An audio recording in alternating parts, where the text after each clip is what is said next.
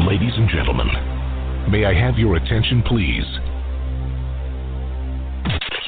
Good evening. You're listening to Straight Talk with Dean and Mark. We thank you for tuning in and hope you enjoy another exciting episode of our show.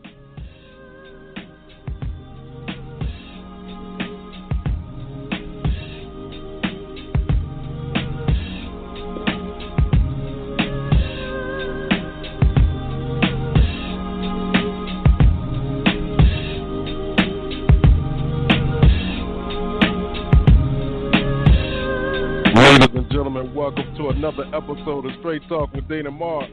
66 more days for 2020, and I know a lot of us will be so glad for it to go somewhere else. And also 8 days before Election Day. So for those of you who have got your mail-in ballots, for those states that are only doing mail-in voting, make sure that you send those back. The United States Postal Service recommends voters utilizing mail-in ballots to mail them in by tomorrow, because Tuesday is 1 week from Election Day. Now, the vote-by-mail deadlines vary by state, whether the deadline applies to when a ballot must be received or when it must be postmarked. But the United States Postal Service is generally recommending voters to allow 1 week between when they put their completed ballot in the mail and the respective deadline for receiving it, all right? So most state lines for mail-in ballots do fall on Election Day, but again, it varies by states. Some states like Louisiana, ballots must be in by Monday, November 2nd. So on-time delivery matters. Missed deadlines are a major reason mail-in ballots are rejected. A record number of voters are expected to vote by mail this year, and the crush of mail ballots also comes at a time when mail delays, legislative inquiries, and court decisions have put Postal Service in the spotlight since the beginning of the summer. So to make sure that your voice is heard and your ballot has been counted, please, please, please make sure that you get it in so that we can get them out. If you understand what I'm saying and where I'm going with it, now some people might not agree with me, but that's okay, you know, and if not, then it is what it is, because where do we go from here? You know, it's been a rough year. We are on Hurricane Zeta, and it's been a while since they've had, you know, they usually give them regular names, but now they've gone into the Greek alphabet. So you figure they're on Zeta now. And it's been a rough year between the COVID-19, everything getting shut down. We don't know when things are coming back up. All of those things that we love to do, like go to the movies and go out to eat, have been shortened because of the pandemic. The pandemic started to subside, and now it looks like it's coming back again. So, hey, y'all, make sure y'all keep your hands clean, stay safe, wear your mask, put all your stuff on that needs to be put on, because if not, man, it looks like it's going to get worse. They say they're supposed to have a vaccine for this thing. I don't know if Dean Geronimo's going to take it, but at the same time, there'll be some people who will be brave enough to, you know, go into that territory where no man has gone before. And hopefully, you know, we can get somewhere better than where we were right now. So I'm standing by right now, waiting for my right-hand man to get here. You know, he's multitasking 2 or 3 shows at a time. So, and every time I talk about somebody, they will eventually show up. So, hey, y'all, it's a 6-man Dean Geronimo in the studio. And from NJ to NC, I'm in the studio with my right-hand man, Mark Lee. So, Mark, tell me what's good in your neck of the woods, my brother.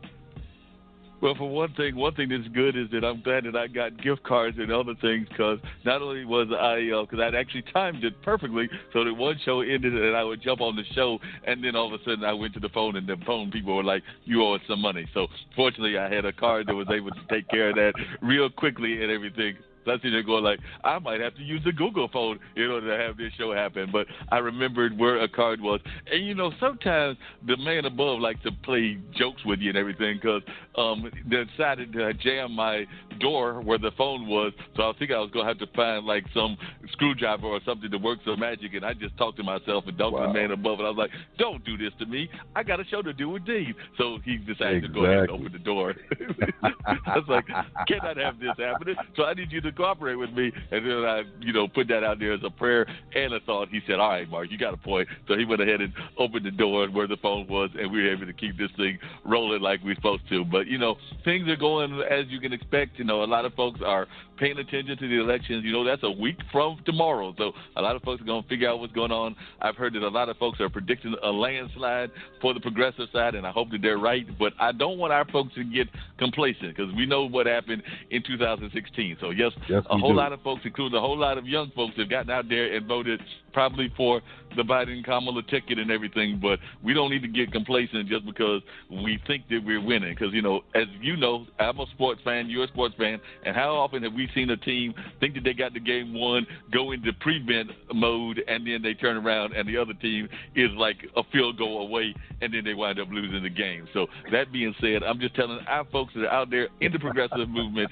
to be alert and aware. Don't think that just because the people say you got a 30-point lead or a 40-point lead that you actually got that. Or even if you got a touchdown lead, don't think that you done got the game won. We need to go ahead and close it out. You know, that's what I was always told. Even when I was not a good track runner, as I told you before, I was kind of the bad track runner that tried to run track, but I did have some cohorts back there, way back in the ice ages in high school, that told me that, you know, even if we were leading in the track meet, didn't think that it was closed out until that last person had run and all the numbers had been added up and all of that. I know that those of you that play football and basketball and baseball have definitely seen some leads blown of a major proportion. And so I'm just telling our folks, you know, don't count those chickens until they've actually hatched, as the old saying goes. Exactly. Yes, sir. Please do that. You see what happened to Atlanta, right? I mean, all he had to do, well, it sounds easier than it looks. Because it was like, you know what? Stop at the goal line, run out the clock, win the game. His momentum took him into the end zone, man, and they ended up marching down the field. The defense couldn't hold it, and they lost. So my point, because right. And can you imagine what that locker room sounded like? You know, hopefully it wasn't too bad. And I'm wondering what that White House is going to sound like in about 8 days.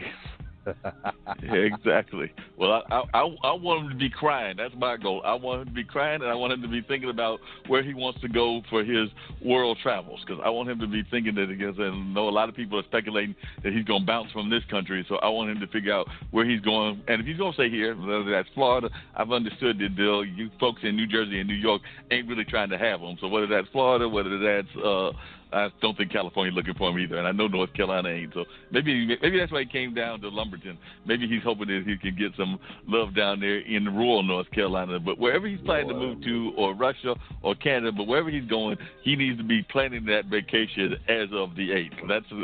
As of Tuesday. That's my goal, is to be planning that vacation as of Tuesday night. I want him to start thinking about it after he's gone ahead and lost the election, because I want him to go ahead and lose the election, but I need our folks to stay focused.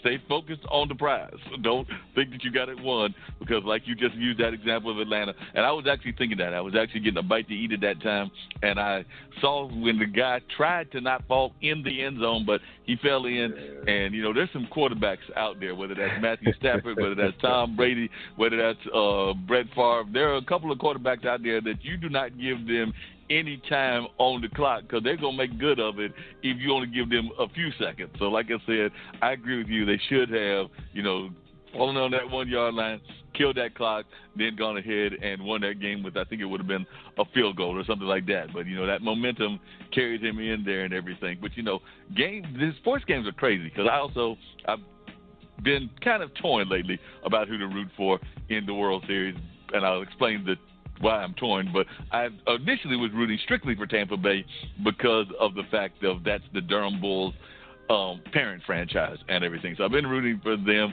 and everything. And that game that they had in Game 4 was just crazy because they were supposed to have been down probably 3-1 and maybe even not had a 6 game. But as it was, they won that game and then they lost the next game. So they're down 3-2. But that game that they won on Game 4 was insane because, like I said, they were losing. I think they were down by 2, managed to hit they were down by 1, managed to score 2 runs to take the victory away from the Dodgers, and it was involving not 1, not 2, but I think 3 errors by the Dodgers. And the Dodgers have already been predicted that they're going to win this thing anyway because they got the best team out there in terms of quality of athletes. But that was insane that you got all these superstar athletes, including Mookie Betts, and they managed to blow not 1, not 2, but I think 3 major errors. I think they were credited with 2, but what I saw on the field looked like 3 errors. So they looked like the Keystone Cops, but they managed to bounce back on the following game and win it. So they're up 3-2. But on that game in Game 4, in the end of the game, they looked like the Keystone Cops making all kinds of errors, including the catcher trying to swipe to make a tag and losing the ball. Who loses the ball as a catcher trying to make the swipe tag and everything? So, like I said, they just look like the Keystone Cops in that, but they did bounce back. And the reason I said I got mixed allegiances is I remember growing up, my granddad was into certain sports. He was into wrestling, and he was into baseball. And I could not remember who the baseball team was. So I called my aunt. Well, actually, I called my mom, and she guessed the right one, but she wasn't 100% sure. But I called my Aunt Julie, who is the keeper of the records, the keeper of the family records. Like, if I need to know something about whose birthday it is or any of that stuff, she tells me. So I call her the keeper of the records and everything. She's like, oh, no, he was a Brooklyn Dodgers fan big time, and I'm guessing because of Jackie Robinson and everything. And when they moved to L.A., he was a big-time Los Angeles Dodgers fan. I'm going to tell you how much of a fan he was. They did, like, if you do sharecropping, you also got the jobs in the like the barns and everything where you do the curing and you do all of this stacking and you do all the ways that you put the different things before you ship it off to the auction blocks and everything. Right. My aunt told me that and that was in the days of the games being on radio and then later on TV, but if the Dodgers were playing, my granddad Vernon, they knew, meaning the 3 girls, because it was my mom and her, 4 girls altogether, my mom and her 3 sisters. So the 4 girls, because they had a brother when they were younger that died in crib death, but the 4 girls that were raised by my grandparents, meaning my mom and her 3 sisters, they knew that they could get off of work because they knew that he was going to be watching the game, because that's how much of a Dodgers fan he was. He was going to be watching the game or listening to the game, but they could get off work that day. But they knew they could get off work that day. Okay. Well, hey, I wish those would be that way now.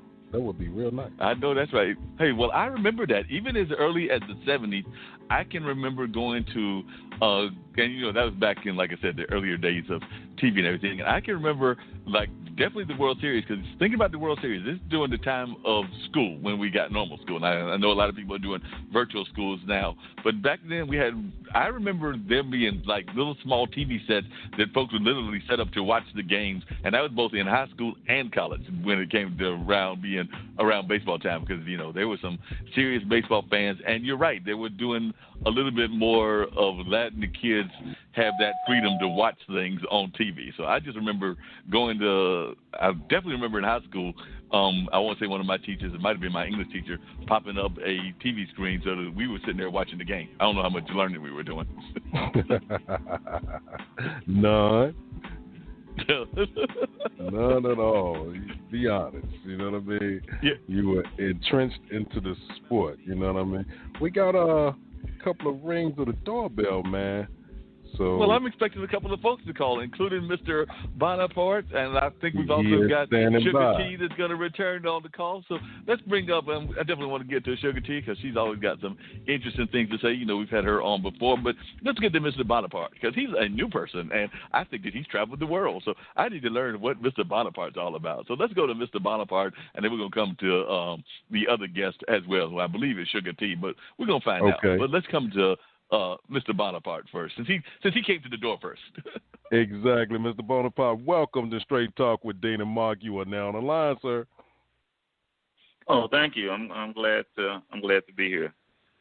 How are you doing, Anthony? I had the pleasure of meeting you through LinkedIn, and of course, the social media world is just a great way to meet people and all of that. And I know that you have been engaged in something that Dean is involved in. I want to say that you have had some work within legal fields and things of that nature, but you are also a world traveler from what I understand. So definitely just share with our listeners a little bit about you and how you got into this world traveling, because I think that you learned a lot about the world, and of course we're in a whole new world with the COVID age, and you might have some thoughts about that, but I definitely want folks to learn about this book that you just recently put out. I think that it's out now, or it's coming out shortly, but would love to hear more about what you've got going on as an author and about your world travels.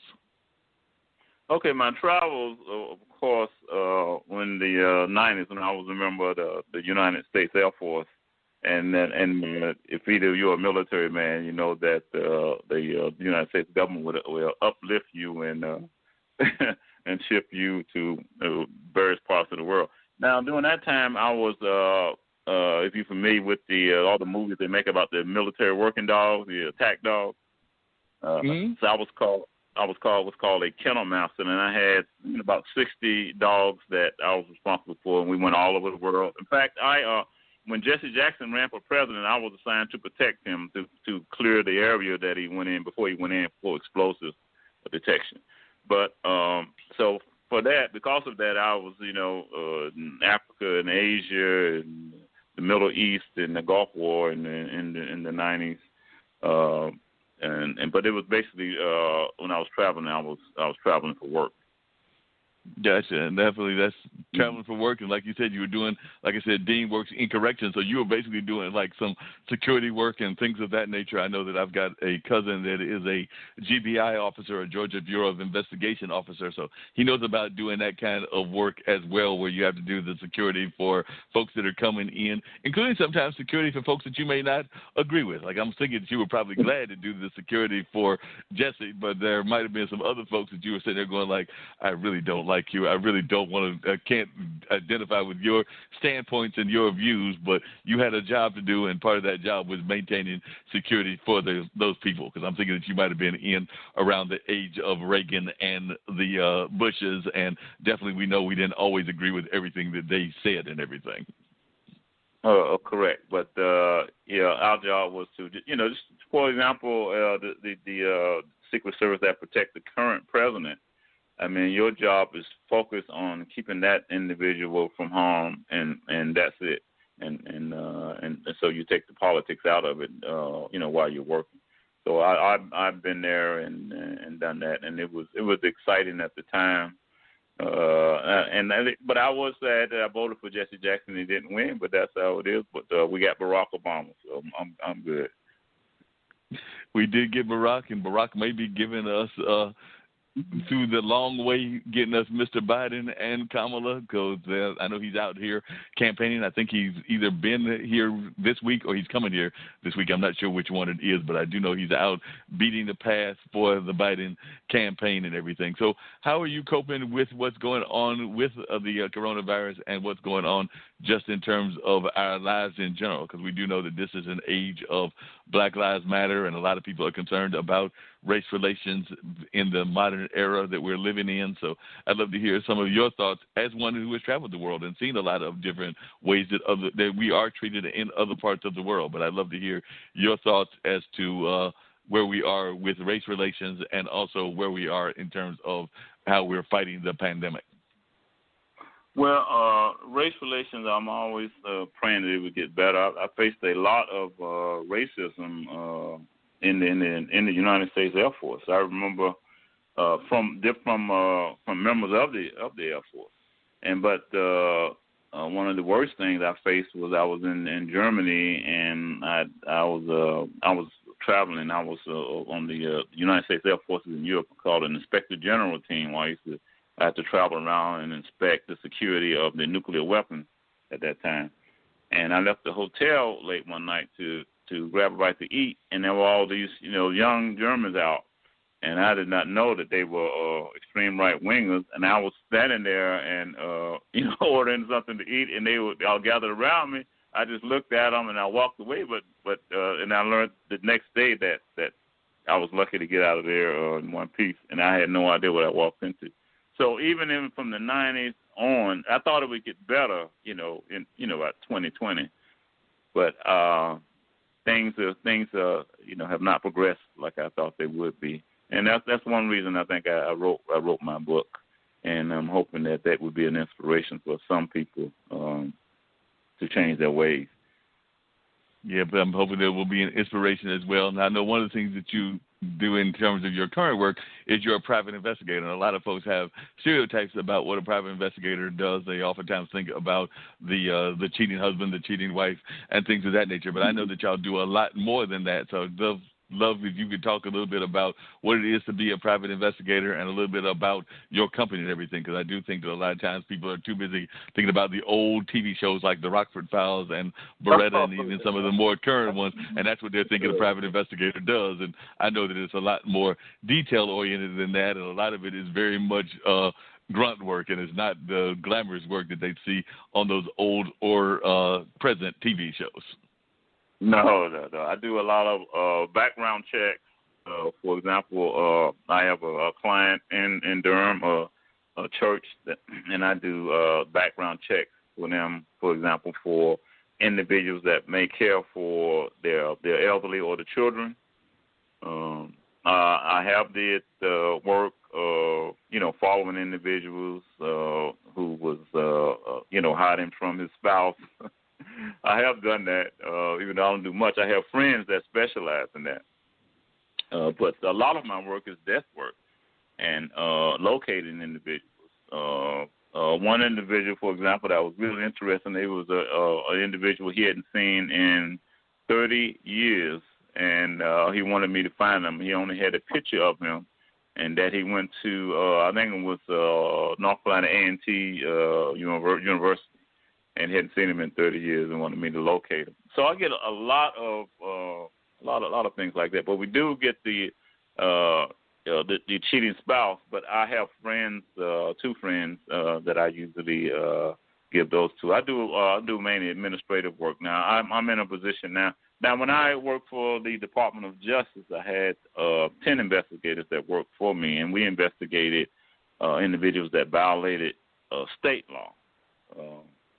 And that was very interesting as well. The type of people that would things that people would do, to try to make a buck off of other people. So we would investigate those. And then after that, I became an operations manager for a global security firm. And then that work involved doing a lot of assessments on how to increase the security for an establishment or a large company, for example. So I've done investigations, assessments when it comes to security and law enforcement. I've done just about everything.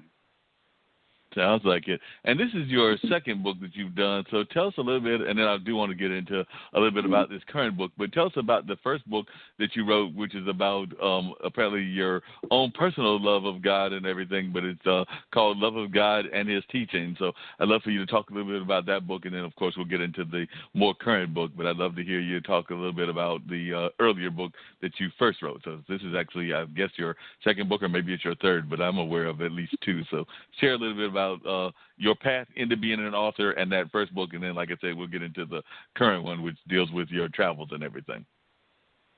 Well, thank you. I didn't know you knew. I'm glad that you knew about my first book.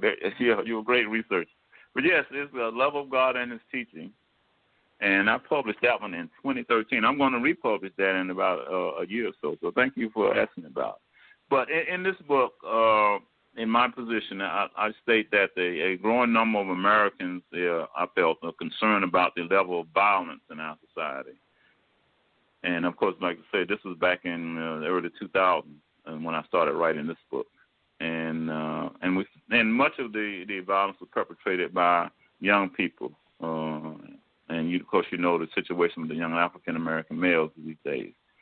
And I felt like parents wanted to know how to inspire their children to adopt a lifelong love of God and remain faithful to His teachings. And I felt like my book could help keep at-risk children from a life of violence. And so, in Love of God and His teaching, I took a critical look at the subject now, and I started from the Old Testament through the New Testament, and I talked about this complex issue in terms that lay people could understand. And just as some young people, can lose their way, I show that a loss of faith in God in the Old Testament opened the way for its restoration in the New Testament. And so I felt like one of the main reasons for writing that book was I felt like a segment of our society believed that the current generation has lost faith in God. So the Old Testament, however, lets us know that generations may turn their backs on God, but faith can be restored in future generations, and that is hope, and that I placed in that book, and I also in this current book too. I always believe in hope, and so anyway, that's that book. Mm-hmm. No, say go ahead and everything, because definitely hope is something we know that was definitely one of the campaign slogans that has been used in a past presidential campaign. But hope is definitely something that a lot of folks need to have in their lives and all of that. So I definitely agree with you that hope is a very necessary thing that we need in our world and all of that. So were you planning to write that book early? Were you encouraged by your minister, or what got you to write that first book when you decided to put it out there? Oh, wow, that's a wonderful question. My mother, she's passed now. My mother raised us in the church there. I was raised in Charlotte, North Carolina, and our church was right across the street from our house. So on Sundays and back in the 60s, she would shave our head bald. Now having a white shirt and black pants, and I was like 7 or 8 years old, and it was 8 of us. And she would march us across the street to the church, and it was a beautiful time in my life. And that's how we were raised. Now, I got in some trouble when I was young.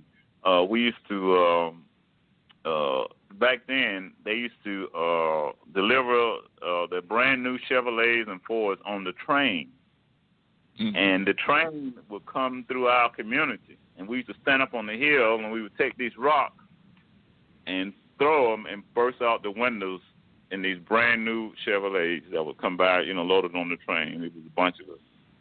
And my mother found out about it because the police were looking for us, and my mother took us to the police station, and it wasn't called Scared Straight then. It was a different program. But anyway, these big guys, these African-American detectives, they were yelling at us and everything. And then after that, my mother got us into sports, and turned our life around because we was heading for a bad way. And so this book was inspired really by my mother and how she raised us when we were children. Gotcha. And which sport were you playing when you were playing, and did you do that just in high school, or did you do that in college at all before joining the military? So which sport were you involved in? As you heard me and Dean were talking earlier about how definitely having our own thoughts of watching games and stuff back in the 70s and the 80s and along those lines, but I was just wondering about your own sports involvement. Well, we played back then. It was football and basketball, but I wish we would play baseball because that's where the money was. So I'm trying to get my grandchildren in baseball, but we played football and basketball in that neighborhood there in Charlotte. Gotcha. Yeah, definitely a lot of folks get involved in that, and I definitely remember folks playing those pickup games of basketball and football and all of that. So I definitely remember that. Hey, Dean, I want us to bring in the other guests. I do want to have Anthony talk about the current book, but I did want to bring in our other guest who I think is also involved in world travel and is trying to get more of us to do more world travel and things along that line. So definitely wanted to bring in Alan if you could. So, Alan, if you want to come into the conversation, or if Dean can bring him in, then I would greatly appreciate that, and then we'll have him involved in our conversation as well. So, Dean, it's on you to bring in our other guests as well.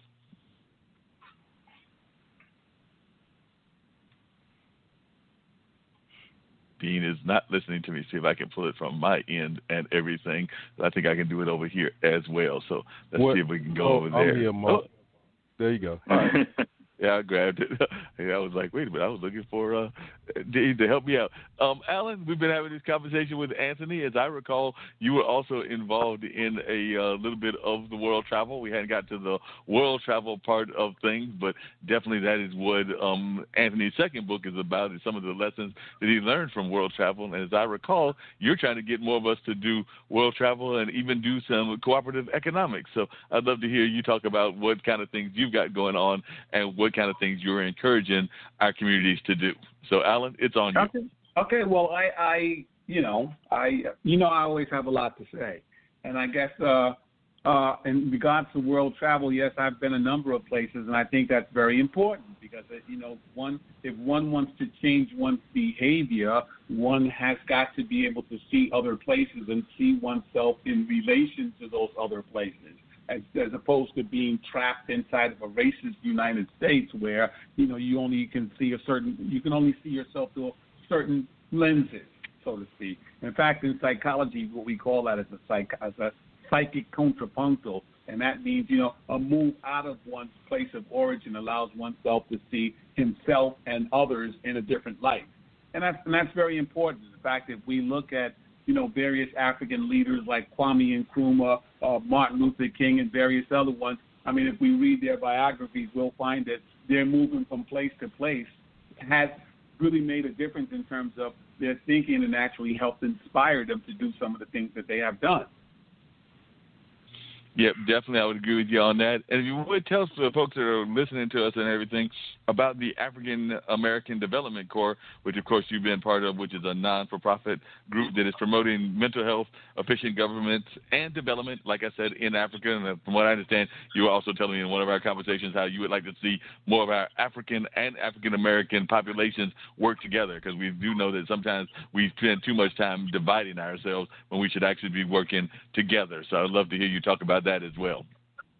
Well, that's true, but I mean, these are behavioral problems, and so I guess I should begin by saying that I'm one of those people who believes that the primary problem in the African communities throughout the diaspora, and that includes people who identify as African American, is not economic; it's behavioral, and so. As a result of the behavioral problems that we have developed because of the intervention of our cultures, we don't think it's important to work with each other because, we have our world has been rearranged for us in such a way that we tend to look at others and other places as a way as our saviors.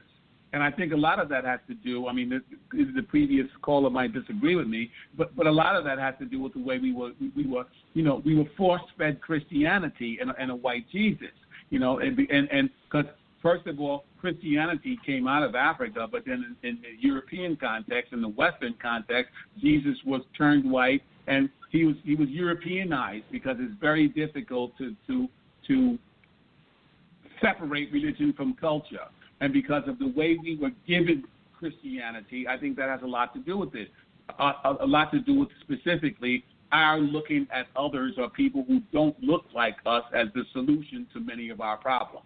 And so one of the things that we're doing at the African American Development Corps, and of course it's the African American Agency, it's a part of the African American Agency, is our core mission is to not only look at global mental health, but to try to establish a base for the descendants of slavery here in the United States to return to Africa so they can reacculturate themselves. And I don't mean, in the sense that we're going home to some culture that was there 500 years ago, because I can tell you from my travels in Africa, those places don't exist anymore. And in fact, I would also tell you that colonialism, in my view, was much worse than slavery. It did a lot of damage to our people. So I think that it's very important for those of us who really can contribute, and some of the best of us, to establish a base there, and from that base, we may be able then to not only help ourselves, but help our brothers on the continent as well. Definitely, I would agree with that and everything. And I was actually going to come back to Anthony and everything, because one of the things that you deal with in your book, the new book, Dreams in Print, is lessons that you learned and your compilation of short stories that were inspired by your travel. But it sounds like your book does deal with teaching about important morals and life lessons on a range of topics, including self-esteem and your thoughts on faith and everything. So I would love to hear you talk about that. For example, I know you've got one called The New Beginning, which examines the human love affair with impassioned speakers who seek political power. So I'd love to hear your thoughts on that and kind of like maybe even some of your reflections on what our other guest has said as well. Yes. So I'd like to speak of my book for a minute. Dreams in Print. It's on Amazon.com right now in paperback. It will be released also in ebook here shortly. But it's a compilation of 11 short stories inspired by my travels through Asia, Europe, Africa, and the Middle East. And the book provides important morals and life lessons, as you said, on a range of subjects. But the stories that I have in the book fall on the 6 headings: on the love, racism, morality, self-esteem, and faith. For example, as you said, The New Beginning. Now that examines, our love affair with impassioned speakers, like as you said, who seek political power. The ending of the book will force many to rethink their, obsession with speakers who captivate the nation. And another story I have is called Blink, and it would make the reader question the idea that one group of people is the master race to all other people. And Thorns is dedicated to the violence committed by young African-American men in their own community. Now, we've had many community leaders and national leaders that have addressed this issue, but the violence persists. And as I said, when I was young, when I was a child, the foundation of the African community was built on scripture. So Thorns helps the reader, apply a biblical perspective to this difficult issue. And it's a very difficult issue in the African-American community. But I believe that people from all walks of life would be attracted to the moral and inspirational messages revealed in the book. And if I could say, to go further, the inspiration for writing my book, every story in the book is a different, came into my life differently. And as I said, like for example, The New Beginning, when I was traveling in the 90s, there were so many dictators ruling countries all over the world. Kim Il-sung in North Korea, Saddam Hussein, Muammar Gaddafi, Samuel Doe, some names you haven't heard in a long time. But in my story, The New Beginning, the citizens of Amadea foolishly allowed an eloquent speaker into their hearts and minds. And the story forces the reader to think before embracing these impassioned leaders. The main focus of the story is on Amadea's Constitution.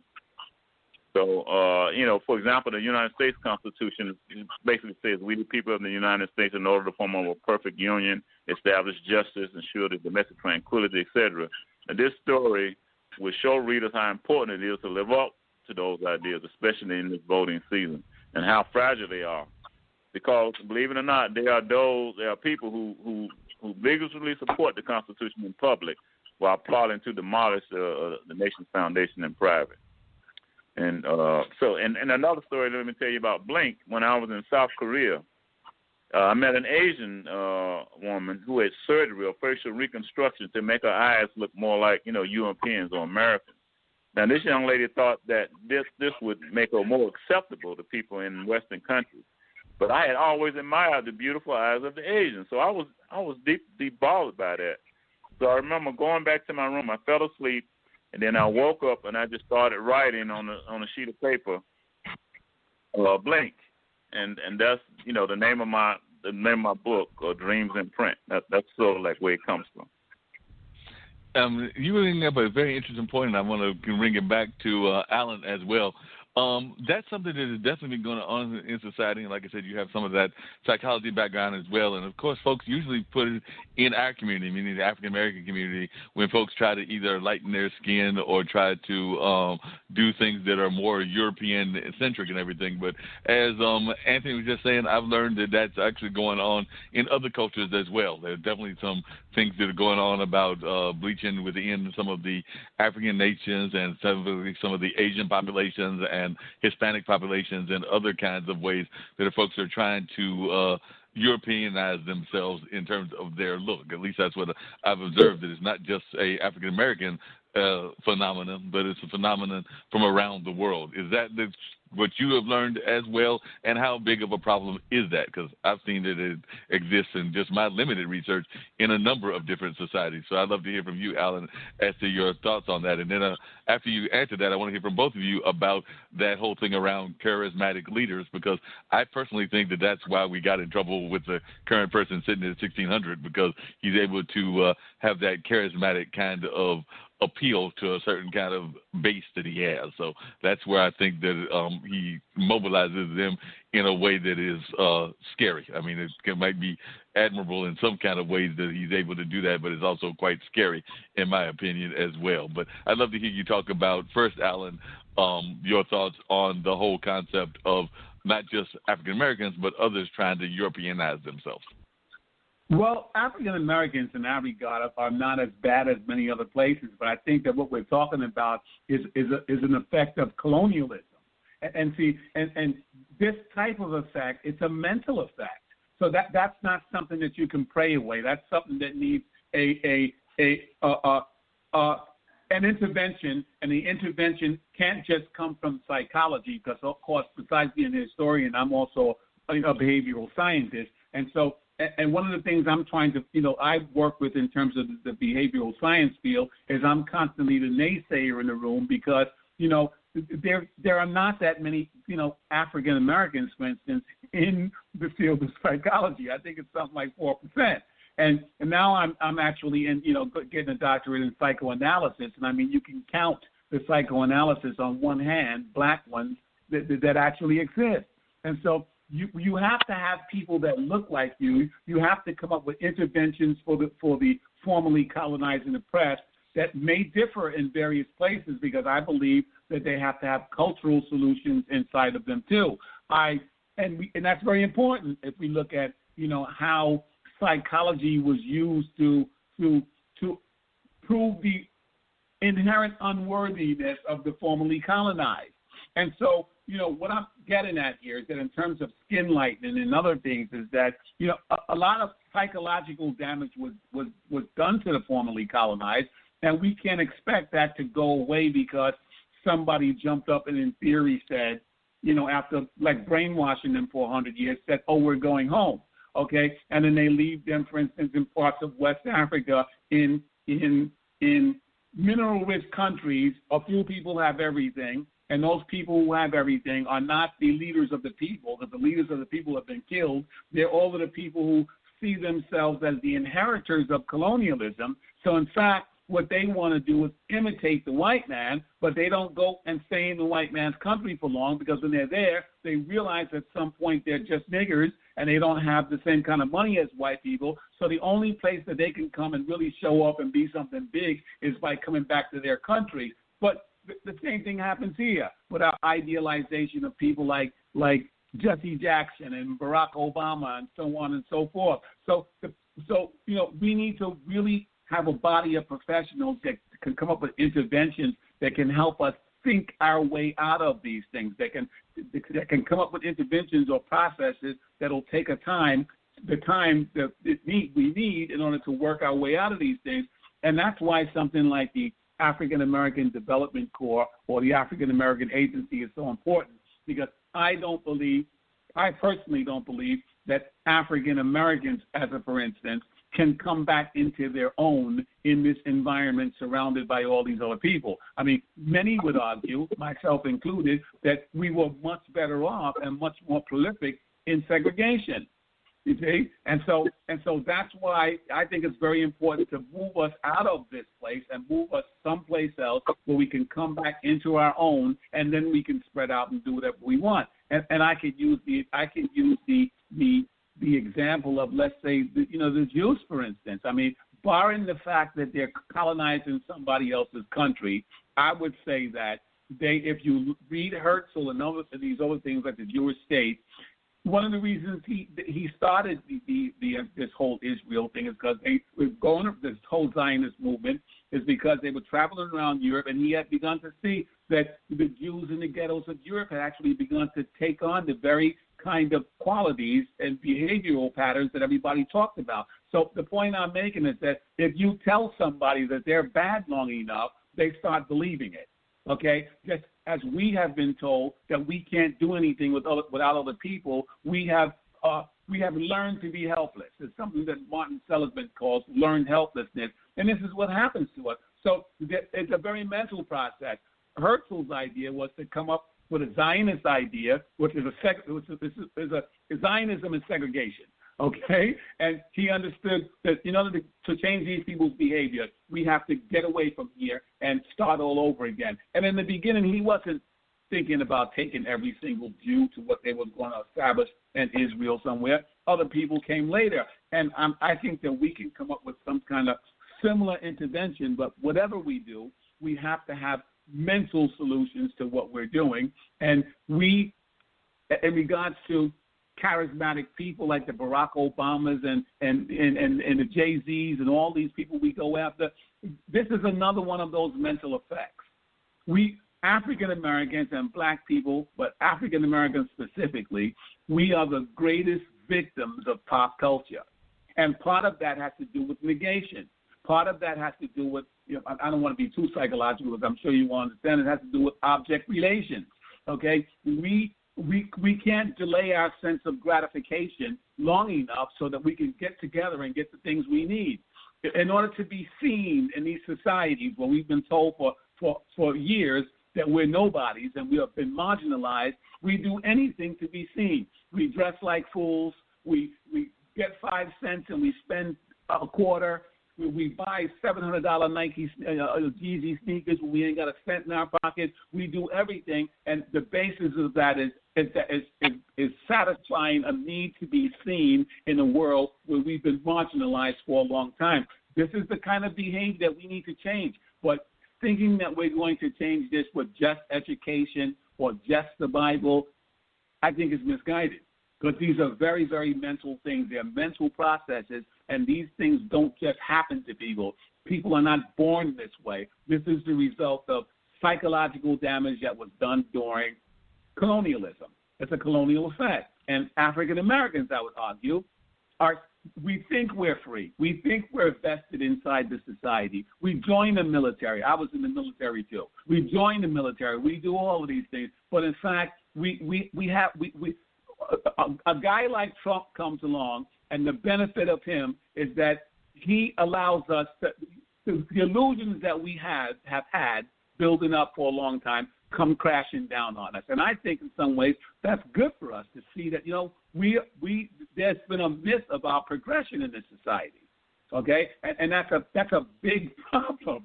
You see what I'm saying? And so I think that, we go after too many things, and we really need to start learning how to modify these things and come back to a reality principle. I understand what you're saying. I was going to be curious to hear from both of you, and I know I asked the other question earlier, but this is a slight pivot and everything. But one of the things that you bring up, and I've heard it brought up in a number of ways, is the need to work with our allies, whether that's Hispanic allies, whether that's Asian allies, other minorities, or even people that are of other communities that are within the European community that might agree with us having a growth within our community. So as one that has done the world travels and everything, what is your thoughts on that, Anthony? And then I'll hear Alan's views as well, as because I do know even with Black Lives Matter, we've heard a lot of folks talk about trying to bridge gaps with our allies. And, of course, there's definitely a lot of allyship that goes on when you do world travels. And I know, I didn't serve in the military. I can't remember if Dean did or did not. I think he did not, if I remember correctly. But I do have relatives that did, and so I know how the military operates in that sense of trying to have people cooperate and unite all the time. And then, of course, the mantra now is that we're in a global economy, so they're always trying to encourage us to do unity with a lot of different parts of the world. So I would love to hear your thoughts on that as a world traveler, Anthony, and then I'll come to Alan as well.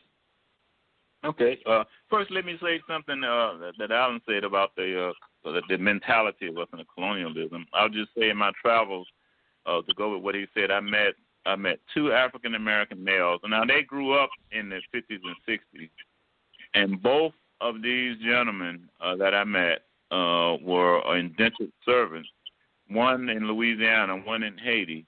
One in Louisiana he was dark skinned and slept in the cold room in the winter. No, he couldn't sleep near the fireplace, and it was because he said that his family felt that the lighter you were, the closer you were to God.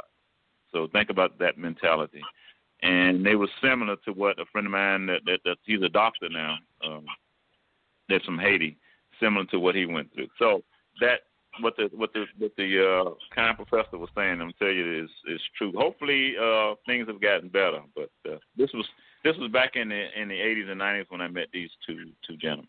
But anyway, as far as working with our allies, I worked in NATO, of course, when I was in Europe, and I thoroughly enjoyed working with our allies. I would conduct inspections on their bases to make sure that their nuclear weapons were secured properly, and of course they would vice versa.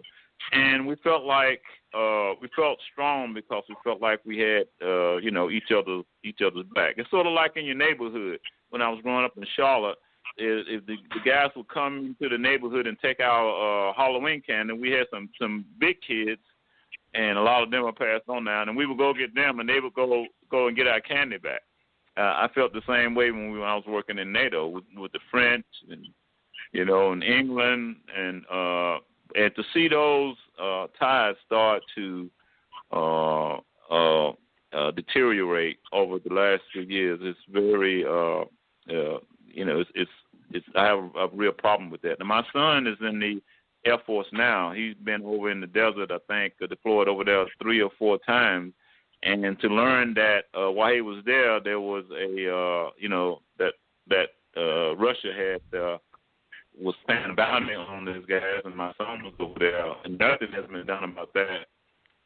It really is a problem, and that's why you need allies, because, for example, if England had found out about that, and maybe they did, and warned us what was going on, that would have protected us. Would have protected my son, could have protected your son or daughter there if she was over there. But allies are important. So to break those ties and that sort of like that go it along thing, that pre-1942 mentality that the country had, I'm not for that at all, not at all. So, but that's my view on it. Yeah, definitely. And I was actually talking about even some of the allyships within our own community. So I'd love to hear you talk about that, Alan, as to whether we should go and team up, say, with the Native Americans, which we know we have in a lot of our community bloodlines that are mixed with, or the Hispanic communities, or things along that line. So I'd love to hear what your thoughts are as we develop our own base, because I am a big fan of what we used to have with the Black Wall Street and a number of the business communities that unfortunately we don't have as strong a tie of, and we keep losing land and losing our businesses. And I've heard estimates that as much as 75% of our small businesses could go under based on COVID and everything. But I'm just wondering about what your thoughts are about, 1, protecting our businesses, and 2, trying to make sure that we maintain those that are still out there, and also whether we need to build these allyships. Well, I think that first of all, I should say that the other speaker, him and I have a very different sense of belonging, and I think he seems like a nice guy, but I think he's extremely misguided because he comes from his military lines and he doesn't realize that first of all, African Americans are not even citizens of this country. In fact, if you look at the definition of citizen and you look at the definition of colonial subject, we more or less meet the definition of colonial subject. The difference being that, citizens, they have intrinsic rights, okay? They have intrinsic rights in the country. So if we had intrinsic rights here, we would not have things like a police officer putting his knee on somebody's neck while sadly a bunch of us are standing there watching with our cell phone cameras, and he chokes them, and, people never go to jail for this. I mean, the fact of the matter is the only reason Black Lives Matter is a big thing right now is because of COVID-19. And if people didn't have if as a result of COVID-19, people did not have all the time on their hands that they did, it would have just been another day. Because this is nothing new. It's been going on for years. Okay? So a colonial subject, on the other hand, as I was going to say the difference between the two, is somebody that has, rights granted to them that can be usurped at any point in time. And this is exactly what we've had. I mean, for instance, we could even go out and fight for something like a civil rights movement and then come back, and the government can sign those rights or a civil rights bill, but then go to Alabama, go to Mississippi, and try to enforce those rights. You wind up back in court where you have to fight for those rights, or you wind up in New York where a cop hits you in the head for standing out in front of a store minding your own business or something like that. So I don't have the same sense of belonging here, and I think that having that sense of belonging, or I should say holding on to that illusion, is also part of the mental process that I'm talking about. And that mentality, that psychosis, is actually one of the impediments to us moving forward. So let me say that. Another one of those impediments is this idea that we always have to have allies, because that's predicated on we can't do anything by ourselves. And that's nonsense, because I am not a minority anywhere in the world, because, in fact, we are the majority on Earth. The only reason that we may be a minority in the United States is because of immigration control, and those are things that the whites did to forcibly maintain their numbers in a place as a majority. This is why Europe is in an uproar, because with Africans, whether they be from the north as Arabs or other Africans floating across the Mediterranean and everything like that, the numbers in some of these places in terms of us is beginning to swell. I mean, for Christ's sake, if you go to places like Germany now, there are so many Arabs and Africans in the place, it's shocking. Okay? I mean, those towns are no longer what they used to be, in the late 70s and 80s, where they might have been majority German.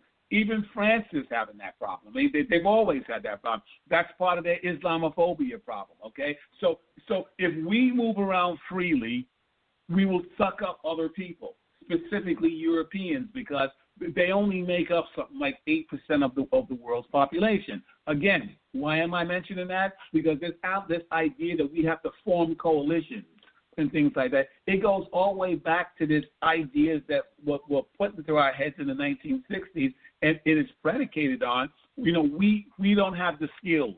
We always got to get somebody else. We can't do things by ourselves. We're not capable. We got to get foreign aid in Africa. We got to bring in specialists from China. We don't have to do that. What we have to do is start working together. Okay? That's what we have to do.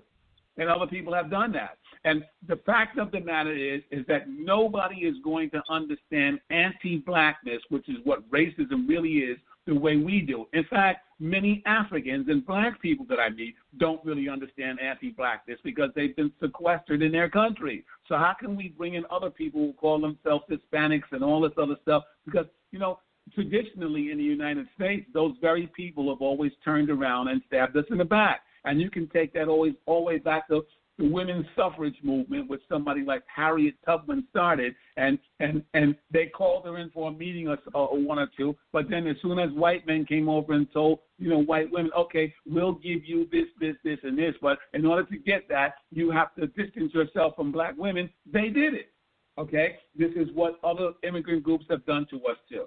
Jews and various other ones. They only stuck around long enough to get a modicum of whiteness, and as soon as they got that modicum of whiteness, they didn't want to have anything to do with us, and in fact, they then became some of our staunchest adversaries. So I think that now we need to be thinking more and focusing on the thing that we should always have been focusing on. That is, how do we bring, first of all, 40 million black people inside the United States together, and then we take the wealth and the power, the trillions of dollars that we spend on all kinds of nonsense here, and do something like invest in land in Africa, invest in farmland here where we can grow our own food, where we can do our own thing. okay? And then we won't have to go around worrying about things like being cuckoo with the gay and lesbian movement. That has nothing to do with black people, because I don't happen to believe that the LGBTQ movement has anything to do with civil rights.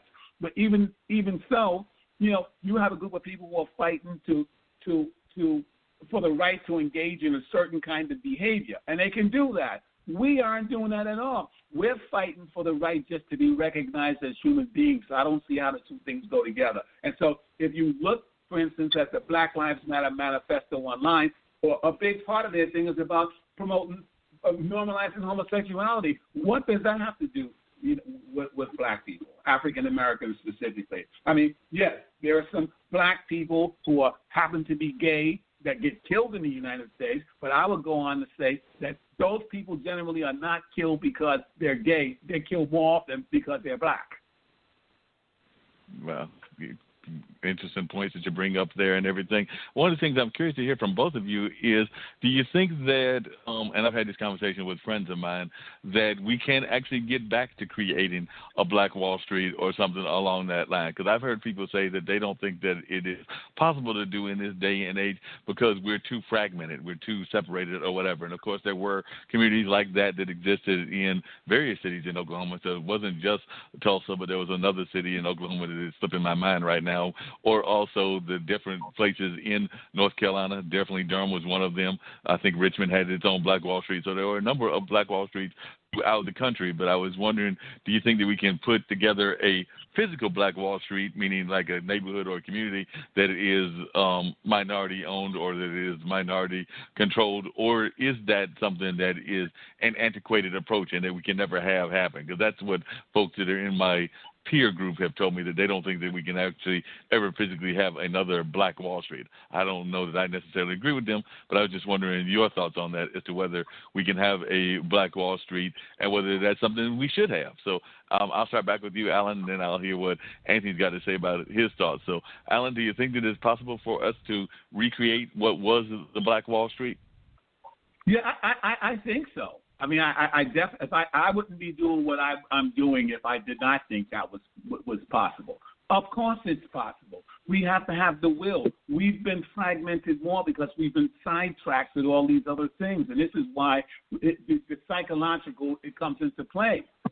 We need intervention that puts certain things in play, and we need to refocus ourselves and refocus our psychic energy and our libido. We do. Our cultural energy is completely fragmented. But I would ask you this question. Why shouldn't we be able to do that? Because to say that we can't do that is once again to endorse that somehow we can't do something that every single other group is doing. And that's ridiculous.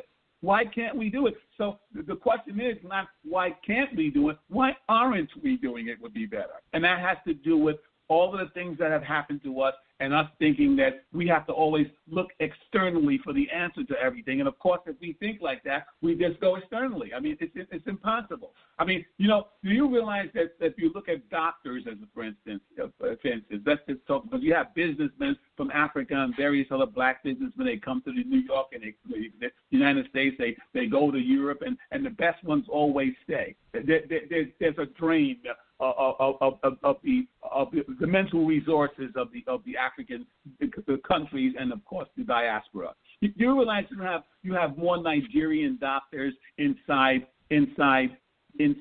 Los Angeles than you have in Nigeria, because they let all of the best ones stay here. And you can say the same thing about Ghanaian doctors. You have more of them inside New York than you have in Ghana. What are we saying here? That we can't do these things? I think that we have to learn to refocus our energy. And I also think that a lot of this effect has to do with the fact that 60 years ago, 75 years ago, we left the South, which it wasn't, and I'm not saying the South was a paradise, but the luxury that we had in the South is that we came out of small towns and small communities, which sometimes you had cousins and extended family involvement. So you had to act very differently. We came to urban environments where we got caught up in so much social diffusion, and this is exactly what you have today. Because if I look around Harlem, where I'm at right now, people act very different. Young kids act very different in 2020 than they did in, let's say, 1970, when some little black woman will walk outside and slap you in your head if you had your pants down and say, pull your pants up, or button up your top button and put on a tie. I see the same things happening in Africa. It's not as bad, but as the young people are racing out of those villages toward the few urban centers, what you have is social diffusion. And if you would just leave some place like Accra or Lagos and to drive 20 minutes outside or a half hour outside of town to some small, outside of the city to some small town, the behavior that you see in those cities, that wouldn't be tolerated. In fact, the kids wouldn't even engage in it because they knew it wouldn't be tolerated. So that's what I think we should be thinking about. We should, even in this new nation that we're making, even a Wall Street, you got to think of where it was. This wasn't a place. These weren't places like, New York City. I think we got to start thinking about smaller towns where people can get back to some fundamentals of living and be more communal, and that's in keeping with our African culture. We got to remove ourselves from the European frame of. We have to start to remove ourselves from the European frame of reference. Yeah, we definitely hear you when you say that and everything. Anthony, what are your thoughts? Do you think that we can go back to having a Black Wall Street, or do you think that that's something that is not something that we should be striving to have? And I know that a lot of times folks are, and you've done the world travel, as has Alan, but the other thing that I hear people talk about is that they are afraid of leaving what they call the comfort of their own home. And I definitely think that we should probably do more world travel as a people, but I do know that sometimes people get content with the comforts of their own home and don't want to necessarily get out there and be as global as they could be, and because of actually going to the different places around the world. But I was just wondering what your thoughts were in terms of whether a Black Wall Street is something that we should be striving to create or trying to support our businesses. Because like I said, I've heard some very shocking figures as to how many of our businesses might go under because of COVID and everything. But I'd love to hear your thoughts as a world traveler. Well, I lived in Oklahoma before I moved here to North Carolina, but I used to go to Tulsa, and the Tulsa race riots or the massacre of 1921. I mean, man, what is over 300 people were killed, and over 1,100 homes businesses were burnt, and thousands of people were left homeless from that situation. And it all started from a young African American shoe shiner who was accused of assaulting a white elevator operator, and it kind of resembles what's happening today, doesn't it? With all these young black males being shot unarmed for nothing.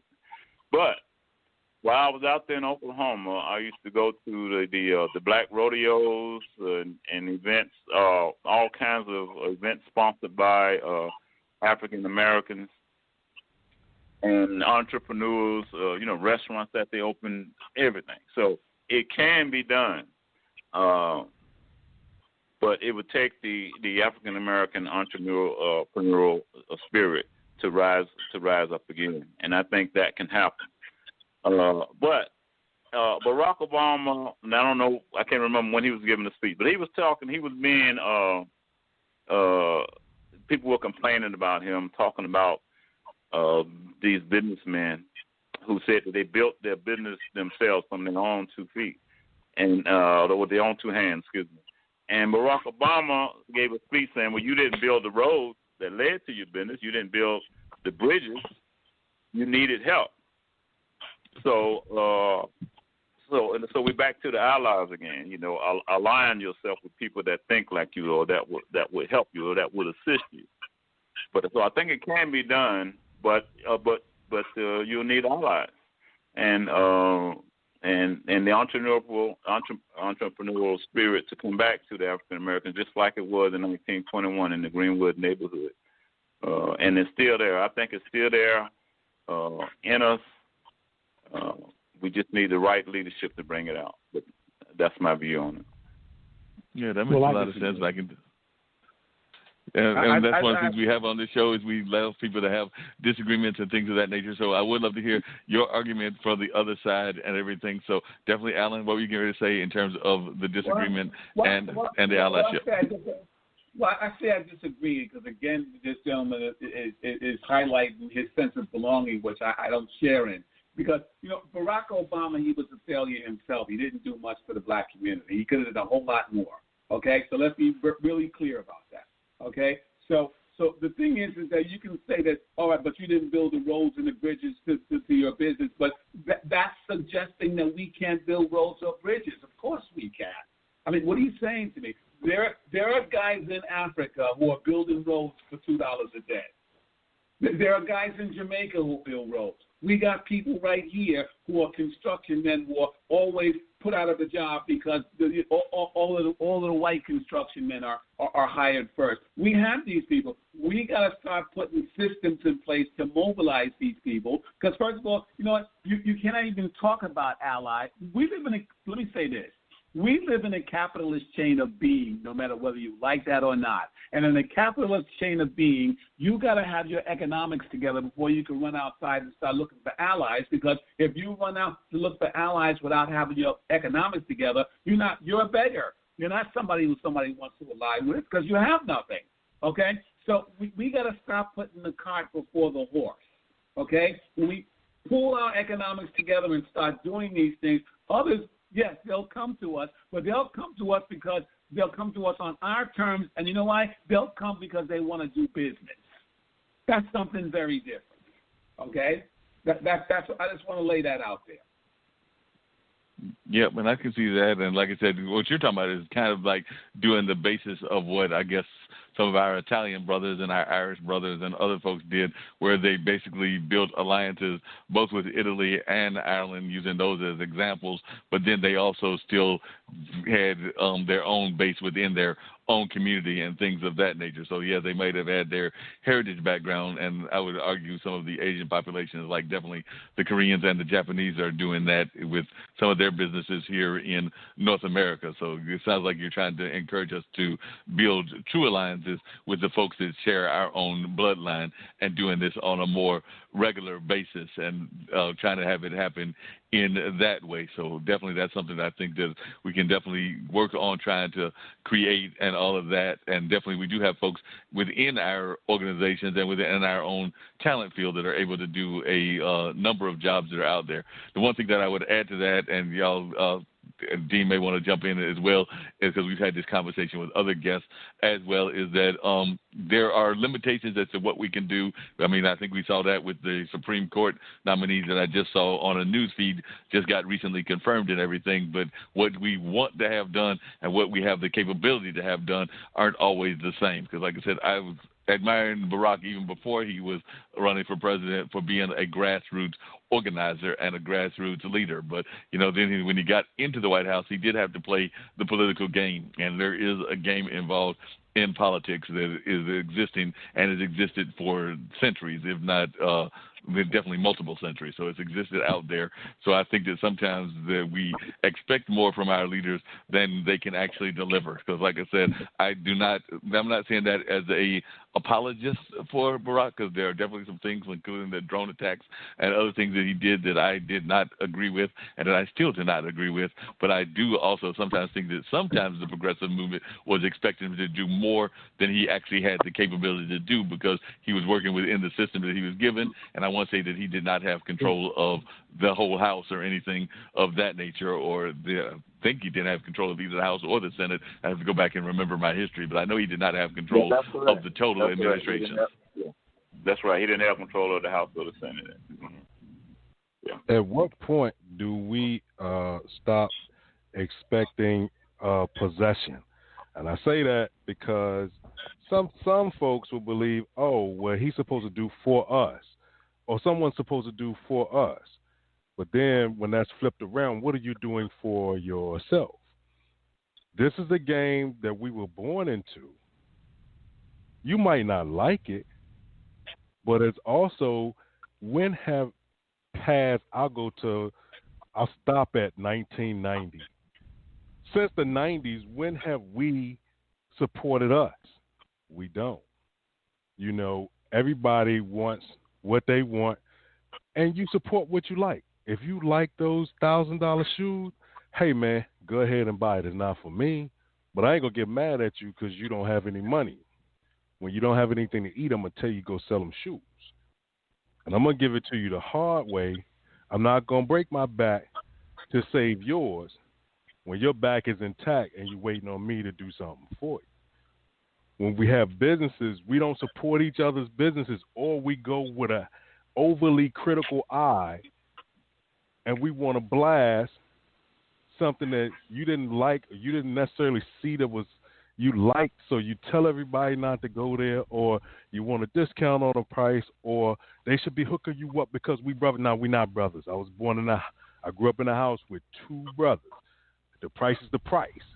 When you go everywhere else, the price is the price. How come when it comes to us, we expect melanin discount, if you will, or something of value, and we've given nothing in return? We won't even tip at a restaurant. So how are we going to do this? Me personally, Black Wall Street was Black Wall Street. Come to 2020, your next door neighbor you don't even trust. How you going to go live in a place and then you want to say, okay, well, we got all of this, but we don't trust each other and we treat each other like trash. How is that going to work? At some point, we got to realize that everybody that looks like you ain't with you. And everybody that doesn't look like you isn't against you. Yeah, there's some that are. However, I honestly believe I grew up in the South. And in my lifetime, I've seen that there are more Quakers than Klansmen. So how are we going to play this game?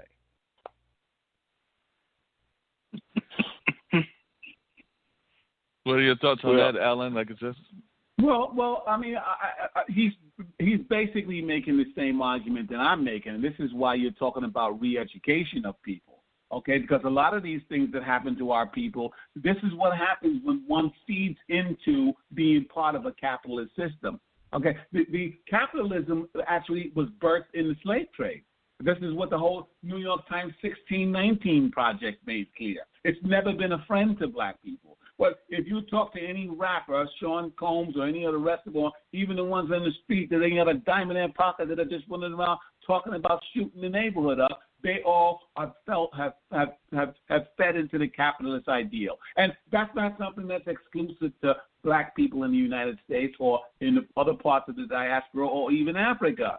So we've all been through, but that's the trick that's been played on us. This is exactly what I mean about rediscovering culture, coming up with cultural solutions as well. Now, does that mean that I'm talking about going back and going to become Kunta Kinte and going to Africa and coming up with some culture from fire? No, I'm not talking about that, because the Pan-Africanists like Kwame Nkrumah, who I'm writing a book on now, they expressly forbid us from doing that. They tell us, don't go back there, look, because that Africa doesn't exist anymore. It's been forever altered by colonialism. And in fact, I would go so far as to say, in Africa today, you no longer even have African cultures. What you have is imagined cultures.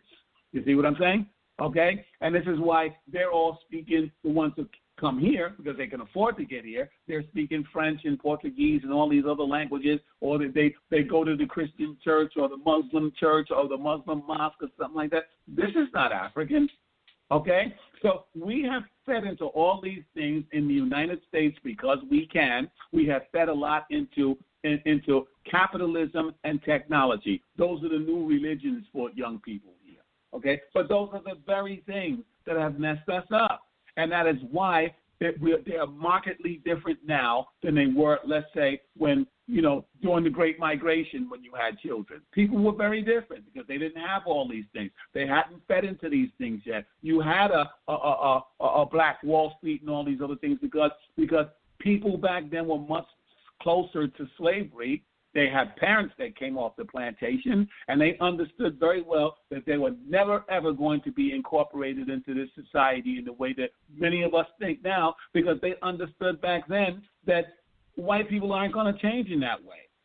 Because this kind of racism that you're talking about is too deeply rooted in the European psychology. okay? And you'll spend too much effort trying to get this out of these people. So those people who formed Black Wall Street and all that, they had given up on this idea from the very beginning. So their whole focus was to move someplace off on their own, form their own little town and do their own little thing, and they had an economy because they fought from each other and so on and so forth. We don't do that anymore, okay? Because the capitalist ideal has told us all that we need to be individuals, and in order to be an individual, you got to adopt the philosophy that you cut everybody else's throat to come into play here. And this is exactly what you have. I mean, this is why you have people running around the neighborhood selling drugs, okay?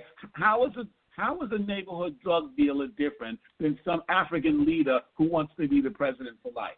And when you go in some of these countries that got gold, oil, magnesium, bauxite, there's one side of town where him and the ministers live on. It's like Beverly Hills. And then when you get to the other side, it's like stepping back in time 300 years where people are living in wooden shacks. I mean, what are you saying? Okay? And I think another problem that we have here and feeds into this capitalist ideal is we feed into this political machine ideal. You can keep on making excuses for Barack Obama, but he too was a person here, and he understood very well that in order to keep the favor of white people, you can only do so much for black people. Now, is that his problem? Yes, it's his problem, but it's also our problem too, because if we were more cohesive and we stuck together more, then we wouldn't be seen as one of us wouldn't see us as a liability. For instance, and I'll give you an example. If a Jewish person is elected mayor here in New York City, you got people coming from Israel, the prime minister, to come over here and congratulate them and everything. Every Jew's on board. They never say, no matter if he does anything bad or good, that there's something wrong with that person. They put their money behind him. We don't do that. And for Christ's sake, we have more spending power here in the United States than the Jews do. So we need to look at that. And so what I'm talking about is holding African Americans more accountable. That's what I'm talking about. I'm also saying that voting in an election is not the solution to our problem. It has never been. It just keeps us running around in circles, and we're still like that dog chasing its tail. Maybe it's time for us to start thinking about what Diddy is talking about, a specifically black political party, and specifically, or maybe just completely divorcing ourselves from a political machine to begin with, okay? Because, first of all, if we get our economics together, people will come knocking on our door. So to me, that's the first thing, okay? But that will require us getting ourselves together so that we stop killing each other and so on and so forth. We work with each other. And all of these things, which are, to some degree, are also generational effects that go all the way back to slavery. We were taught to go head-to-head with each other. You see what I'm saying? And we're still doing that in the Western world. Okay? So maybe we should be thinking about that. Again, we live in a capitalist chain of being. I don't like that. I think we'd be much better off as communal people because we are communal people. But I still live here. And so I have to work within that capitalist chain of being, just as you're saying, that this is a former caller said that Barack Obama had to work with the political structure. Sure he did. Okay? But we also got to think about the reality of things. Barack Obama was also elected by the people in that structure, and so he understood very well exactly who he had to pay his homage to. Okay? African Americans don't vote in any great numbers. There are not enough of us. And if first of all, only 40% of Americans vote to begin with. We only 13% of the United States population is African American, and although 100% of us talk politics, when the time comes to pull a lever at a voting vote, a conservative number, if we all showed up, all of the ones who were eligible, it would only be something like 2%. We're not in a position to elect nobody. And everybody knows this is business. Politics and business, they're all one thing. Barack Obama looks at that and says, I'm only getting 1% of the African Americans standing behind me. 100% of them are talking everything. When election time comes, it's only going to be them. White people who make up the 99% of the other people who actually voted for me, they don't want the A, B, C, and D to happen for them. I'm not going to do it because I want to sit down again. Okay, so maybe we can start thinking about the fact that we're working within a structure which is not working for us. And maybe we can divorce ourselves from that structure again. And if we want to come back and work in that structure, maybe we should do it sometime in the future, when we are politically educated enough, we have our financial numbers together, we have all these other things to offer so that we can say, give me this A, B, C, and D, and I want this done. We never get that. We're not worthy of that because we don't have those finances and everything together. What we get is somebody who shows up at a church on a Sunday, claps and sings some slave spiritual song, gives us a promise, we get their vote, they walk away. Look at the Jews, for instance. They never accept that. They say, what are you doing for us lately? What are you going to do for us tomorrow? In order to get and they get tangible things. We don't do that. Everybody is doing that except us, and we got to ask ourselves why, okay? And if we're not getting those things, I think we got to start holding ourselves more accountable. I think we got to stop seeing ourselves as part of something which we really don't have any interest in.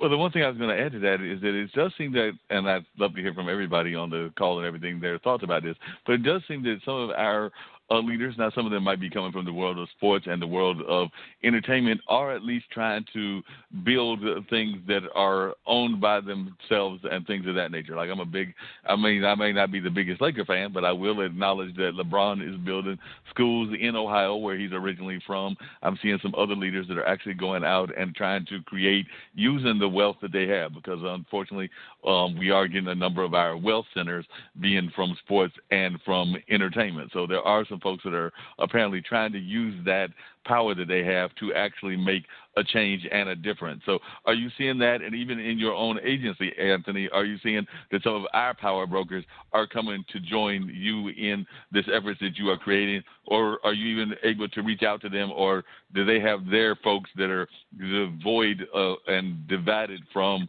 having these conversations? Or are you able to have those conversations with people? I said Anthony, I meant Alan. But Alan, are you able to have those conversations with your agency and everything? So I just wondered, are you able to engage conversations with some of our, not just world leaders in terms of financial leaders that come out of sports and entertainment, but not exclusively? I mean, we have some that are business owners, but they're also thought leaders. So how are you doing in terms of connecting with our thought leaders in our community, whether they're from the world of sports, entertainment, business, or just thought leaders in general? Well, that's what I do. I'm trying to build those alliances, and I got to tell you, it's very difficult, even within our communities. I mean, again, we have to hold ourselves more accountable. Now, you mentioned, people from sports like LeBron and all of them, and then you have Akon, that Senegalese rapper, and various others that are doing very nice things. These are commendable things. But I would say this. Why are they doing these things independently? See, it's not just that they're doing nice things. The question is, why is everybody working alone? Why can't they come together and pool their resources and open up a bank, for instance, that gives loans to small African businessmen that want to get a loan, but know every time they go to Capital One, they're always going to get turned down. You see what I'm saying? So that's where your problem lies at. There have always been people outside who have been doing very nice things, but we are not working together in the way that we should be working. You see what I'm saying? If LeBron and Shaq and this guy and that guy came together, they could still do these individual things, but they also need to sit down at a table together and say, okay, we're going to form this organization over and above the separate things that we're doing in our individual communities, and we're going to form the Black NBA Stars or Shaq Bank. And we're going to specifically try to do this, and or we're going to specifically try to, buy farmland where we can grow, we can plant and grow vegetables, and we can go in the Black community and sell people, cheap vegetables so that their kids are not, getting all these diseases and not dying from eating Popeye's chicken sandwiches and things like that. I mean, this is also equally as important. Now, what I found recently, and I hate to mention names, but I tried to do a whole mental health thing, and I went down, and it was probably maybe a year ago. I think it was a year ago. And I went down to New York City to speak to the public advocate who had just gotten elected, and Jumaane Williams, and I'm going to mention his name, but I said I wasn't, and because he had, during his election, he threw up and said that, he had mental problems and all of these things, and, he wanted to he knew how it was in the black community, people service. I said, okay, this is a good guy. I'll talk to him because I'm trying to maybe get together, a center together where black people could come together and talk about the effects and and vent about everyday racism because this is very important. We suppress emotions a lot, and that's one of the problems that we have in the black community, which turns into all of this rage that the previous caller was talking about. But when I got down there, it was not like they saw me. They said that they forgot that I was on the schedule for the meeting. He wasn't there. Then come back tomorrow. I said, what are you talking about? Okay? And so I finally did have a meeting with some other underling that he had down there. And then it was not like the guy didn't want to, they didn't want what was going on. They wanted to, brush me off. And I got the sense that, and I've got this sense before, that they want the program, but what they're looking for is to have Danny Glover or somebody come in and pitch the thing. And so, because in so doing, then I get a certain amount of social currency along with the idea. That's the problem. And it goes right back to what I said to you previously about us having become the greatest victims of pop culture.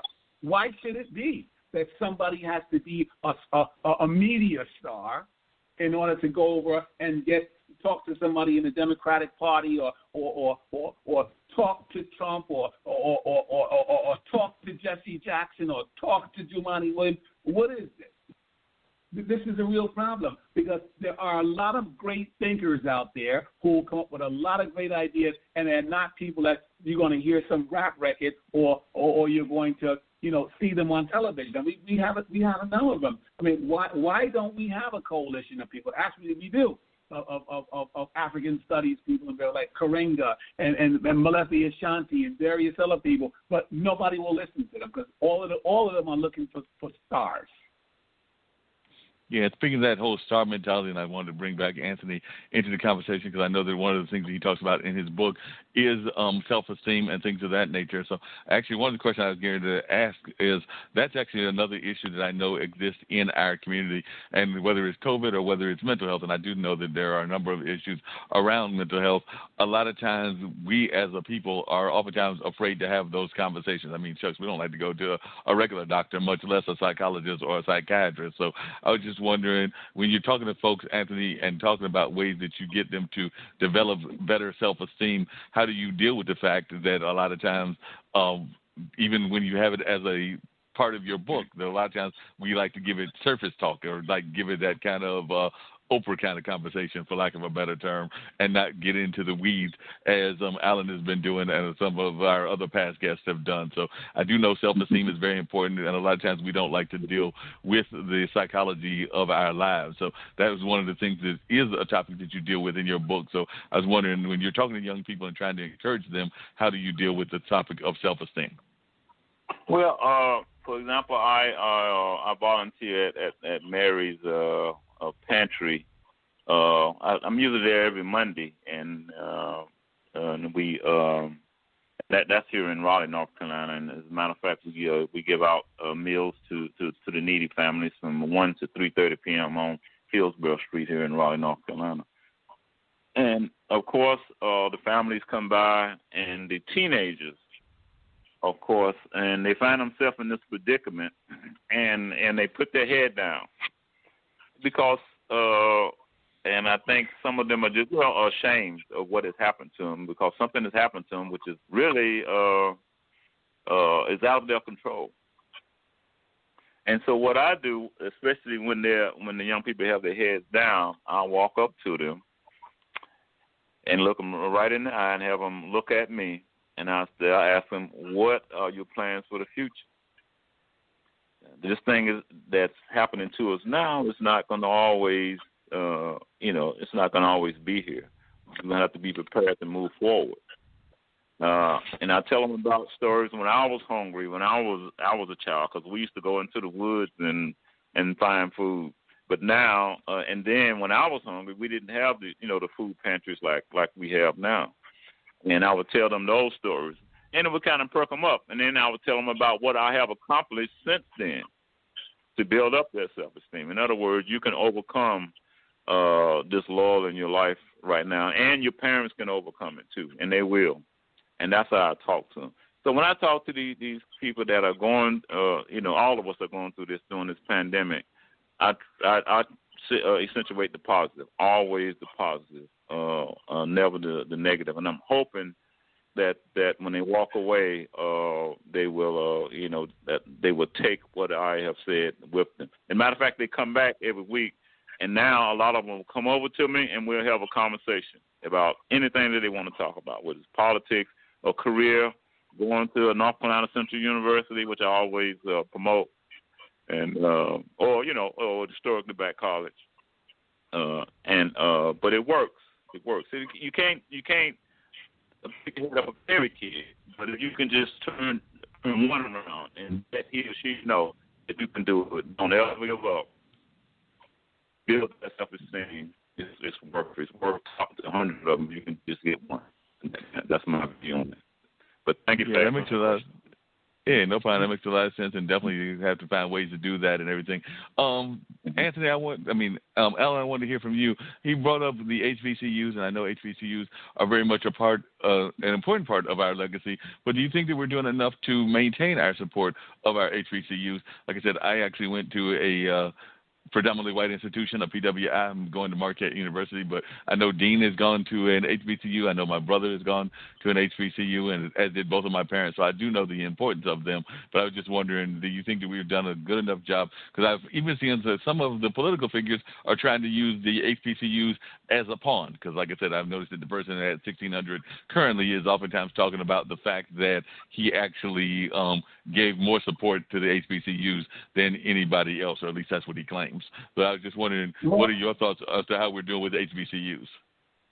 Well, I don't know about the current guy's fantasies about what he is or is not doing, but I personally didn't go to an HBCU, but I know a lot of people who have attended HBCUs, and I think HBCUs are very important because I think that in order to affect the kind of mental programs that I'm talking about and being able to get us back on track economically and reacculturate us, we need HBCUs, not only HBCUs, but we need to go in and totally control them so that we can come up with creating a curriculum that meets the needs of black people and specifically black youth in the 21st century. Okay, and I say that because institutions of higher learning are Eurocentric, and that's part of the problem. You see what I'm saying? So I think that's extremely important for building self-esteem, which is what the previous caller was talking about. Because a lot of the esteem problems that our people have, they're not their fault. They're dealing with what they see. Even psychology, it has not been a friend to our people. But let's not forget, it was used to justify, to say that African or darker-skinned people were primitive, that we weren't worthy. Carl Jung was very explicit in calling us niggers and so on and so forth. Even Freud rephrased in this one interview, one person that he had his Negro. I mean, this is what we're talking about. So if we could create our own curriculums, I would say we can, in our own schools, because I think that's a big part of the problem. Because even in Africa, with the education systems are not controlled by us. They're controlled by outside forces, and there's a Eurocentric curriculum. For instance, I'll give you an example. In 2012, because at one point I was really concentrating on slave trade stuff as a historian, and I was at the University of Ghana in Legon, at the University of Ghana in Legon, and I think this was back in 2012, in fact. And I was on this massive campus that they have. There's a lot of land. And I don't know how I got into this conversation with this kid, but I'm talking about black history and all these things. And he said to me, well, he didn't think that African history his own history was important. And I said, what? Well, how could you think something like that? And he said, well, he doesn't. He didn't think it was important. But, he was not unique. The problem is that in order to get out of that university, they have to take a history courses as part of a core curriculum. And those history courses that they give are history courses on generally British history or French history. And if you would ask any of those idiots what they know, or if they read a book about Kwame Nkrumah, 99.9% of them will tell you no. You see? That's where the problem lies at. So having our own educational system is extremely important, and that's one of the things that the Afrocentrists have been pushing for a long time. That's something that somebody like Kalani Morenga has been talking about for a long time, even though these people are still work within white institutions, because trying to find support for those things among those blacks who actually have money and can fund it, you'd be surprised. It's like pulling teeth. I think that a lot of times they see that and they say to themselves, if we fund this, we're going to lose all this other money because, people in white society who we're in business with or who are funding certain things, or they're going to break away from us, and we're going to lose a lot of money by supporting black causes. Now, that brings us 360 degrees around to Barack Obama and the political campaign. And so that's where our problem is. It's a big problem. It's not a little problem, and I don't have an answer for that. Yeah, definitely it's a problem that we've got to be trying to figure out the answer to and figuring out how to get those solutions to and all of that. Alan, I was also curious because you mentioned it earlier and everything, how you deal with the fact that so much of the psychology and the psychiatry field is very European-oriented, because I do hear that, and I've heard that complaint from others as well, because they sometimes want to, and you mentioned the very low figures that exist within our African-American community in that field, and I think that's part of the reason that it exists, particularly within psychology, I would argue also in regular medicine as well, because folks do remember the Tuskegee experiment. They do remember the way that psychology as well as other things were used in order to have a means of control. So as one that is now in that field, how do you deal with that when you're trying to get other people to join you in that field and to actually increase our participation in the study of psychology and psychiatry? Because there are, like I said, a lot of folks that have some serious apprehensions about both of those fields because of the history. So when you're talking to people that might want to go into it, what do you say to encourage them while also, as you just alluded to, understanding the history yourself? Well, that's a good question. I got to say that the answer to that question is intertwined with the last question that you asked. It comes back to having an Afrocentric education system, because if you have an Afrocentric education system, or for want of a better term, an education system that is controlled by us, a university that our people go to that's totally controlled by us, then you don't have that problem, because then what you do is then you can then introduce the people, you can introduce the students, the black students, to the very people that the Eurocentric university system has omitted from the field of psychology. You see, because there's a lot of African-centered psychologists out there, and I'm not just talking about Frantz Fanon. There are numbers of them. Okay, but you'll never hear about that when you go to Harvard or New York University or Fordham or UCL. They act like these people don't exist because they don't want the message. Okay, and what they try to do in organized psychology is try to remove it from a social and a historical context. And once you have that, you're left with the thing that says, well, white males, they thought of everything, and they haven't even been kind to white women, and that's where it's at. And it works within a paradigm of a gradation of race. But those people are out there, and there are people living today who actually do African-centered interventions and are writing books on African psychology and on rewriting Freud and various other things in terms of African-centeredness and critical race theories. And this is very important, because after all that has been done to African Americans, for example, here, these things of segregation, seeing police kill somebody every day and nobody ever goes. These are very psychological things that actually shape us, just as is some woman in West Africa whose children are going to bed hungry tonight because and she can't feed them. This is traumatic. So we need to have these things. The problem here in the Western world is that we've been very skeptical because of the history that psychology has had to us. See, people in the ghetto here, their contact with psychological services generally somebody in the court, a forensic psychologist who's trying to decide whether the person should go away for life, somebody from social services decides whether their kids should be taken away. It's never somebody that comes to you and says, these are the things that happen to you in this society. Or because you are dealing with everyday racism, you have these stresses, or you have these stresses in a capitalist chain of being because, you have food insecurity and all these other things that cause it. Those things are not even mentioned. And the alternative, what's done is people of color, and specifically blacks, are pathologized. And so they have a reason to be skeptical of coming into contact with psychologists. But if you got them into an Afrocentric university environment and you can teach them about all these other people like the Frantz Fanons and so on and so forth, and have some of these people come in and lecture them, then they will see that there's a whole different side of psychology that they've never been told about.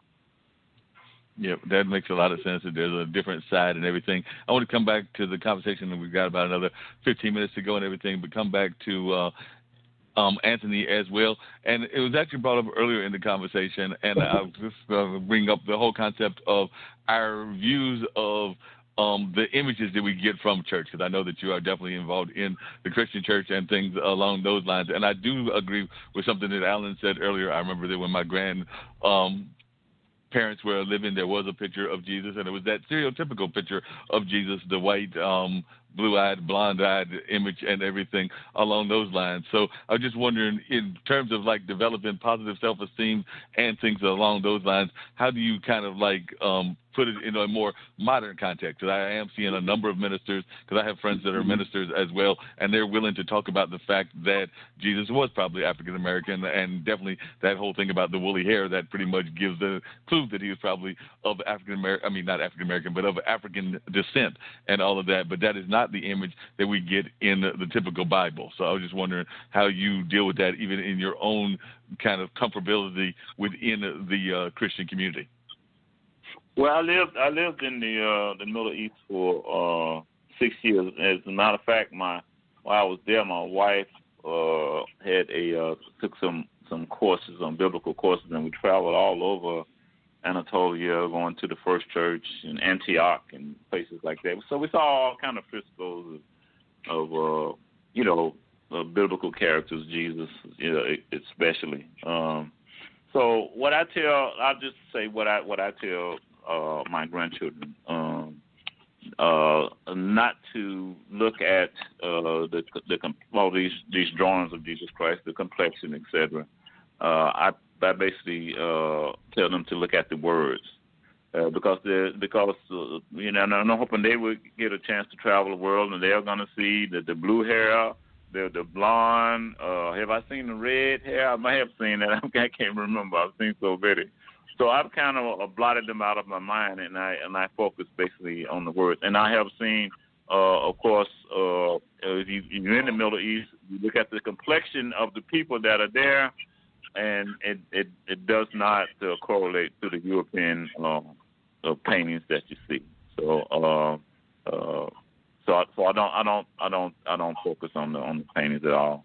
But I do not, I don't say what race he was or he wasn't, because you can say whatever, but of course proving it is another issue. And there's all kind of theologians out there who have their opinions.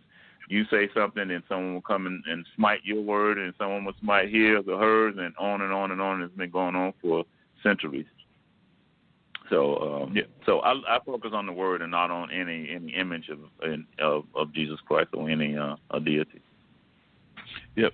Alan, along those same lines and everything, I remember that definitely those that study the words of Malcolm X remember that he definitely had some very negative attitudes, we'll say, about European Americans and things of that nature. But then after he went to Mecca, he kind of changed his views because he saw, as he put it, people of different ethnicities and everything that were actually worshiping within the Muslim context, because he was a member of the one of our American Muslim groups and everything. So I was just wondering what your thoughts are in terms of like how we can use, or should we even use, religion as a tool within the self-esteem context. And I was just using the example of Malcolm because I do remember he changed his views because he had some very negative views about European America at one point, but then after going to Mecca, he changed those views.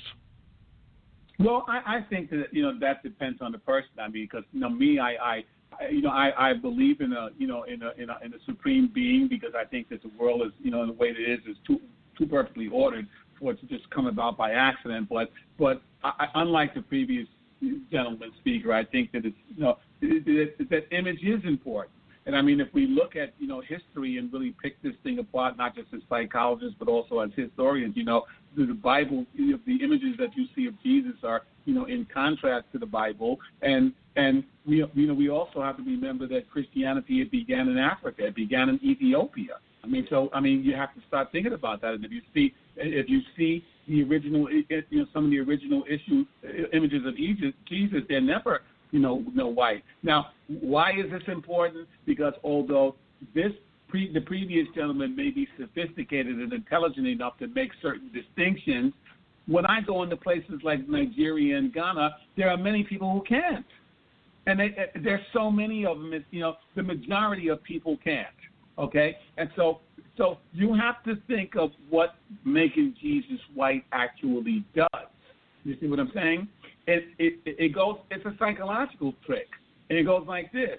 In the material world, in the world that we live in the external world, if, the father generally looks like the son.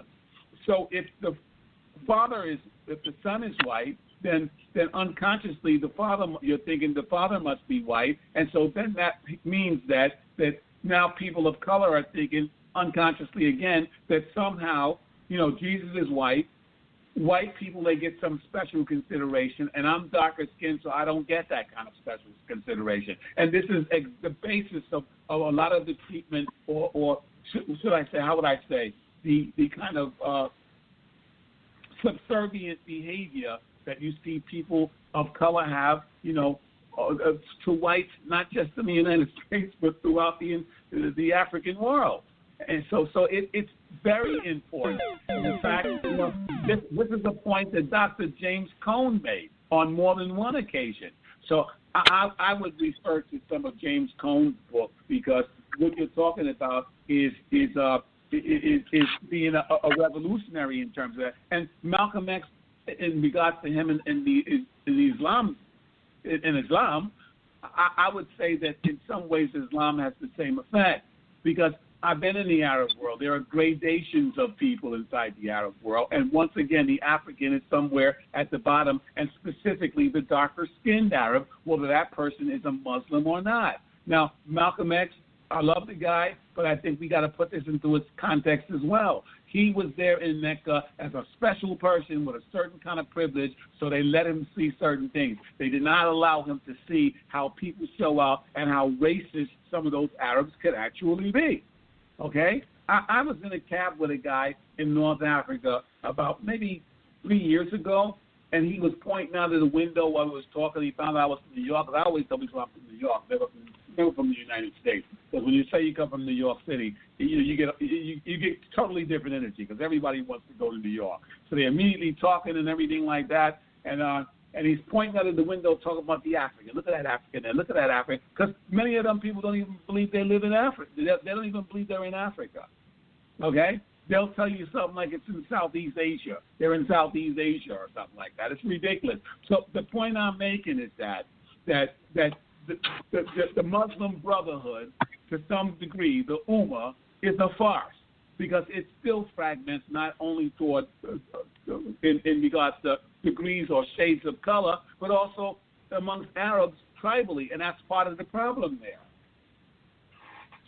Yeah, definitely. And I know we got about 8 more minutes to go and everything, so I wanted to give both of you a chance to put out your products and how folks can get your products. I know that Anthony has got his book, and we talked a little bit about some of that earlier and everything, but I did want folks to learn how they can reach out and get that book. And also, I know that you're working on yours as well, Alan, but definitely if folks are interested in getting your book, Anthony, I want you to be able to share a little bit more about the book. So I'll give you a minute or two to talk about that book and anything that you want to share about the book that you have written, and it is talking about these dreams in print and how they can obtain a copy of that. And I'll do the same thing for Alan. And then as we wrap everything up, I want to hear, because it's something I do on just about every show that I do, any words of encouragement or positivity that you would like to leave with our audience that might go back and hear our reruns that you'll hear about very shortly from Dean and everything, or that they might go back and catch this on the replay on Blog Talk. But definitely, I'm turning it over to you, Anthony. Let folks know about the book and what they can learn and how they can get a copy of the book. Okay, thank you very much. This has been a great talk, and I really appreciate you inviting me here. And let me quickly go over my book again. It's Dreams in Print. It's comprised of 11 short stories with moral lessons. And my intention is I want to increase my readers' knowledge of life and the circumstances that come from decisions that we all make, decisions that affect us individually, others, and the environment in which we live. When you read my book, I want my readers to say reading books by Anthony Bonapart is a learning experience. I want all readers to finish my book filled with hope for the future and inspired to change something about themselves. Hopefully that would make their lives better. And my work not only entertains the reader, but I believe that my moral lessons allow readers to think or consider evils that could lead them down the wrong path. And my work is fiction, but as I said, it's very informative regarding human behavior. Now, my book, I believe, is for all people who believe that love still conquers all, who believe in equality among the human race, and for people who believe in the eradication of racism, people who believe that in treating everyone with respect, and especially for those who pray for the day when young black men will stop killing each other. So I think I have something in my book for everyone. So how can you reach me?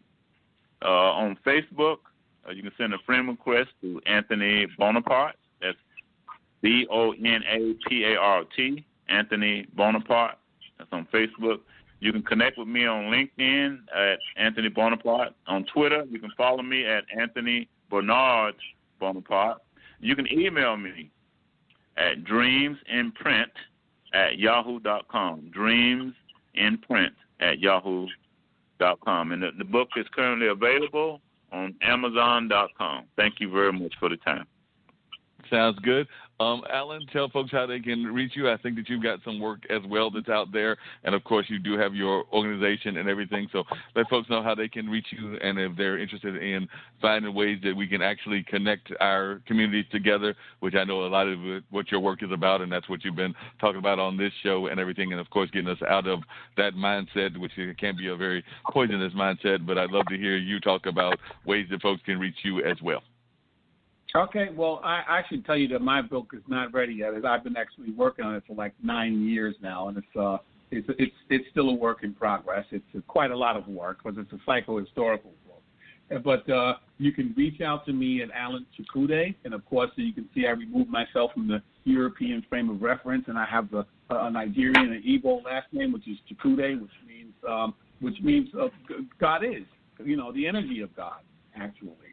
So it's Alan Chukwude, that's CHUKWUHD, I as in Irene, and you can find me on Facebook at that name. You can also find me on LinkedIn and Twitter, and I look forward to speaking to anybody who wants to follow up here. I want you to watch us and watch for more of what's happening with the African American Agency and the African American Development Corps, and at some point we're going to have a website that we hope to put up this coming year for the organization and begin our fundraising, and I'm going to invite all of you to throw us all your money. That makes sense. Actually, there's a gentleman that's on one of the other networks that I'm part of called IBMTV.TV, and it's a gentleman that comes on regularly named Home Stoner, and he is part of an organization that is the International Chamber of Commerce. I didn't even know, maybe you knew this already, Alan, but I didn't even know that there was an International Chamber of Commerce that apparently has thousands of members, but they have multiple thousands of members from around the world, and I know Alan is part of that, is a gentleman by the name of Shaquille Latimer. So I don't know if you were aware that there's an International Chamber of Commerce. If you weren't aware and you want to connect with them, I can definitely, hopefully, put you in touch with Home Stoner, because apparently they're doing some of that similar stuff, but on a more global basis versus where you're trying to do it within the diaspora. So I guess I'll just ask you that question. Did you know that there was an International Chamber of Commerce?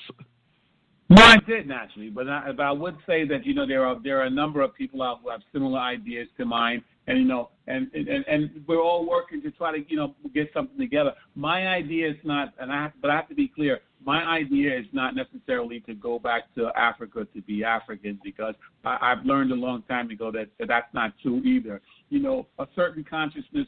African Americans formed a certain kind of consciousness out of the cultural trauma of slavery. And so what I'm trying to do is bring our tribe back home to Africa and then see come what may. That makes a lot of sense and everything. And like I said earlier, really quickly before bringing in Dean to talk about where we are in terms of platforms and everything, we always close out, and Dean will close out with his usual way of ending the show and everything. But we do give people a chance to give any words of encouragement or any positive thought that they would give, in this case, probably within a minute or so. But Alan, I'll start with you if you've got any words of encouragement that you would like to share with our listening audience, and then I will go to Anthony. But I'll start with you, Alan, and then, like I said, I may say a word or two, and then we'll come to Dean. Okay, I'll be very short. I want everybody to know that our situation is not hopeless. We cannot believe that our situation is hopeless. Our situation is intimately intertwined with us loving each other and us thinking very clearly about working with each other. And a lot of that is going to begin with language. We can't go around calling ourselves N-words and various other things. We have to start thinking about loving each other, and perhaps that might be one of the benefits we're going to get out of the Trump era, because I really do think that the trouble has only just begun, and within about a few weeks from now, 2 weeks, we get this election going, that things may be very different for us here, and we'll see the importance of coming together again. I understood that. Anthony, any words of encouragement that you would have and everything along those lines that you might want to share with our listening audience? Listen, what I've found in my life is that people in power do not change easily. If it's something that you want to create on a massive scale, especially dealing with billions of dollars, that means that that's going to affect someone that's in power, and they're not going to let you do that very easy. But one way you can help change this society now is to vote. So I'm hoping that everyone out there will register if you haven't registered, but take 10 minutes, 15 minutes, 3 hours, 4 hours to vote. Your voice will help change the society. So that's what I have to say. No, but I would definitely agree with you on that. We were actually talking about that earlier. I definitely think that a number of our young folks are getting out there and voting, and we definitely need to get out and vote. As I was mentioning to Dean earlier today, I know a number of the polls are saying that if you want to call it the Democratic or the progressive side of the political spectrum is who is winning, and that they are winning handily, or at least they're polled ahead handily. But I am one that has been involved in terms of being a fan of sports. So I do know that sometimes you can have a sizable lead and still lose because you get complacent. So that being said, as I said earlier, I would definitely encourage folks to definitely, if you've not voted, as Anthony just said, get out there and vote, and also encourage your friends to get out and vote. I made the mistake not that long ago of stumbling across a conservative talk show on YouTube, and they were mobilizing their forces. So I'm trying to do the same thing here from the liberal and the progressive side as well, because I saw them mobilizing some folks. I've also seen some of those rallies that have been held in support of the current person at 1600. So I do know that there are a number of folks that are very reactionary that are out there mobilizing their people. So I don't need us to be content whatsoever. So I'm a big supporter of activism throughout the world, and definitely think that we need to be activists in our daily lives and in our regular lives all the time, and that this is a way that we can exercise our activism is through voting and all of that. That is not to say that even getting those people in power, that you don't have to keep their hands on the fire, because I will agree with something that Alan said as well, which is that oftentimes we think that once we've got the people in power that we've done our job, but we also have to hold them accountable. So like if they have not done what we want them to do, we have to hold them accountable and make sure they follow the agenda that they claim that they are doing for us. And if they're not doing that, then we might have to possibly create our own agenda, because I am not opposed to third parties or other parties coming out there. I know that a long time ago I was a fan of Leonora Fulani, who actually was a original person that was going to do some of that kind of alternative parties and things of that nature. I think she was running out of New York, if I remember correctly, Alan, but definitely she was involved in that kind of movement, and I definitely do think that we need to have various voices out there. That is why I personally am a fan. Not everybody is, but I personally am a fan of AOC, because I think that she does add a lot of voice to the brown and the black community and a number of other communities out there as well. And she is not afraid to build alliances, as she had done with Ayanna Presley and a number of others, including the sister who is Muslim American out of Michigan. So they have built all kinds of alliances, and I think that that is what we need to do if we're going to work within the system. So I'm not opposed to working either within or without the system, because one of the things I've always believed is that part of the reason we had success in the civil rights movement is because we had Malcolm on one side and we had Martin on the other side. I think that you can even go globally and look at India. Yeah, everybody talks about Gandhi and the fact that Gandhi was the master of nonviolence, but there were some other folks in India that were also doing stuff that was not exactly nonviolent, and I think that that's why they got the changes that they wanted in their society. So I think that we have to have all of our ducks in a row, but we also have to have people coming from all sides within the argument. That's the way I've always practiced, and that's what I've always believed. I think Dean is with me on that as well, but I'm going to turn it over to Dean and let him say what he's got to say, including those famous words that he always uses at the end of every show. So, Dean, it's on you. Ladies and gentlemen, we want to thank our guests for coming and joining us tonight, Mr. Bonapart and Mr. Chakude. We appreciate you, and we thank you for your words, and thanks for rolling with us. You know what I'm saying? The Straight Talk with Dean and Mark, Monday night, 7 p.m. Eastern Standard Time. Don't forget to catch our replays on the Skyhawk Radio Network on Tuesday and Wednesday afternoon at 2 p.m. Eastern Standard Time.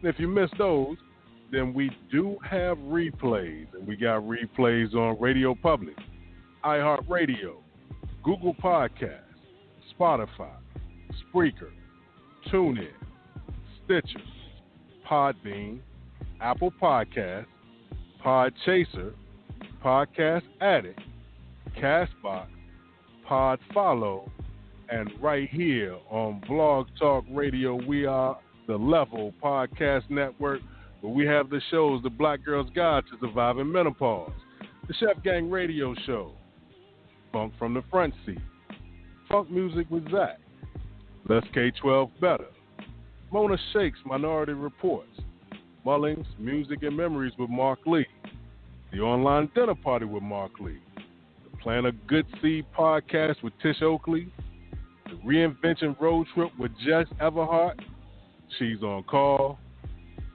The Just Podcast, The Mark Lee Show, The Spin It Social Hour, Virginia Interfaith Live, Western New York Original Music, and of course, Straight Talk with Dean and Mark. Now, like I always say, when you walk outside your front door, showtime in the world is your stage. Just make sure that people are not watching the rehearsal. Next month starts November, and I'll have more information on Candid Conversations with Dr. Diamond, discussing real issues affecting women. It's open to women of all races, creeds, colors. It doesn't matter. As long as you're female, you can get it in. But I'll have more information on that next week, and I'll see y'all in 7 days.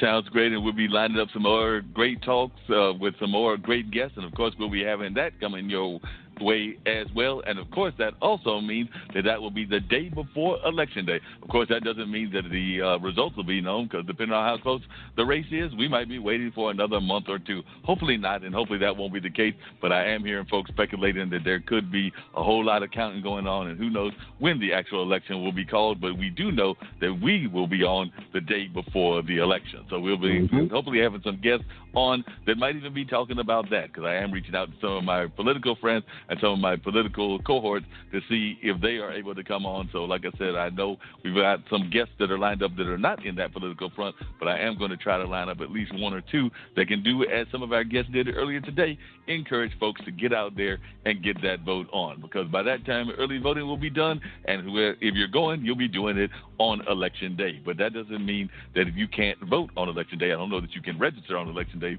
but you can definitely vote on Election Day if you are registered. So we definitely want to get folks to do that civic duty, and I know that I will be trying to find some folks that will encourage you to do that. So definitely looking forward to having another great conversation on the first Monday in November, because that'll be the first Monday in November. Dean, it's hard to believe, but this year has been flying by, and I know 2020 has been a nightmare of a year with COVID and all the other things that we kind of alluded to in the conversation, but this year has been flying by. I'm sitting here going like, wait a minute, it's already November. The bad news is I've heard from some folks that 2021 might be as rough, if not rougher, than 2020 in terms of like us recovering. So even if we get a new president, we still might have months before we can actually have some recovery. So I don't know that 2021 is going to be a breeze either, but 2020 has flown by, because like I said, we're talking a week away from November. Yeah, 66 days. And then we get to see what the new year holds. So, you know what? I'm hopefully people have learned a lot of things in this pandemic, not only about themselves, but what they will tolerate, what they will accept, and what they're willing to do to better themselves. So that hopefully when we come out on the other side, that we'll be better people, you know, and then we go from there. That sounds good. That's some great advice, and hopefully that will be the case. We'll be better people when we come out of this and everything. But, you know, one thing that we know we'll be doing regularly, at least as long as both me and you can do it, is we're going to keep these dialogues going, these conversations going, and keep on bringing these amazing guests. So one of the things that I always say to all of our guests on all of the shows is do know that they are always welcome to return and come back and join us in a future show and all of that. So definitely, if any of the guests that have been on in the past want to come back on, or if our two guests from this evening would like to rejoin us, we are always glad to have return guests as well, so that they can share what new things they have learned or what their new projects are. Who knows? Maybe the next time we have Alan on, even though it's been a 9-year project, maybe by that time the book will be finished and he'll actually be talking to us about how we can get his book like we can get Anthony's on Amazon, because I do know about that whole concept of having a book in your head and wanting to put it down on pen and paper, and sometimes it can take decades, if not multiple decades. So I can understand that while we have these great ideas, sometimes it takes a minute for them to happen. And on that note, we're out of here, and we'll see you next week. Peace.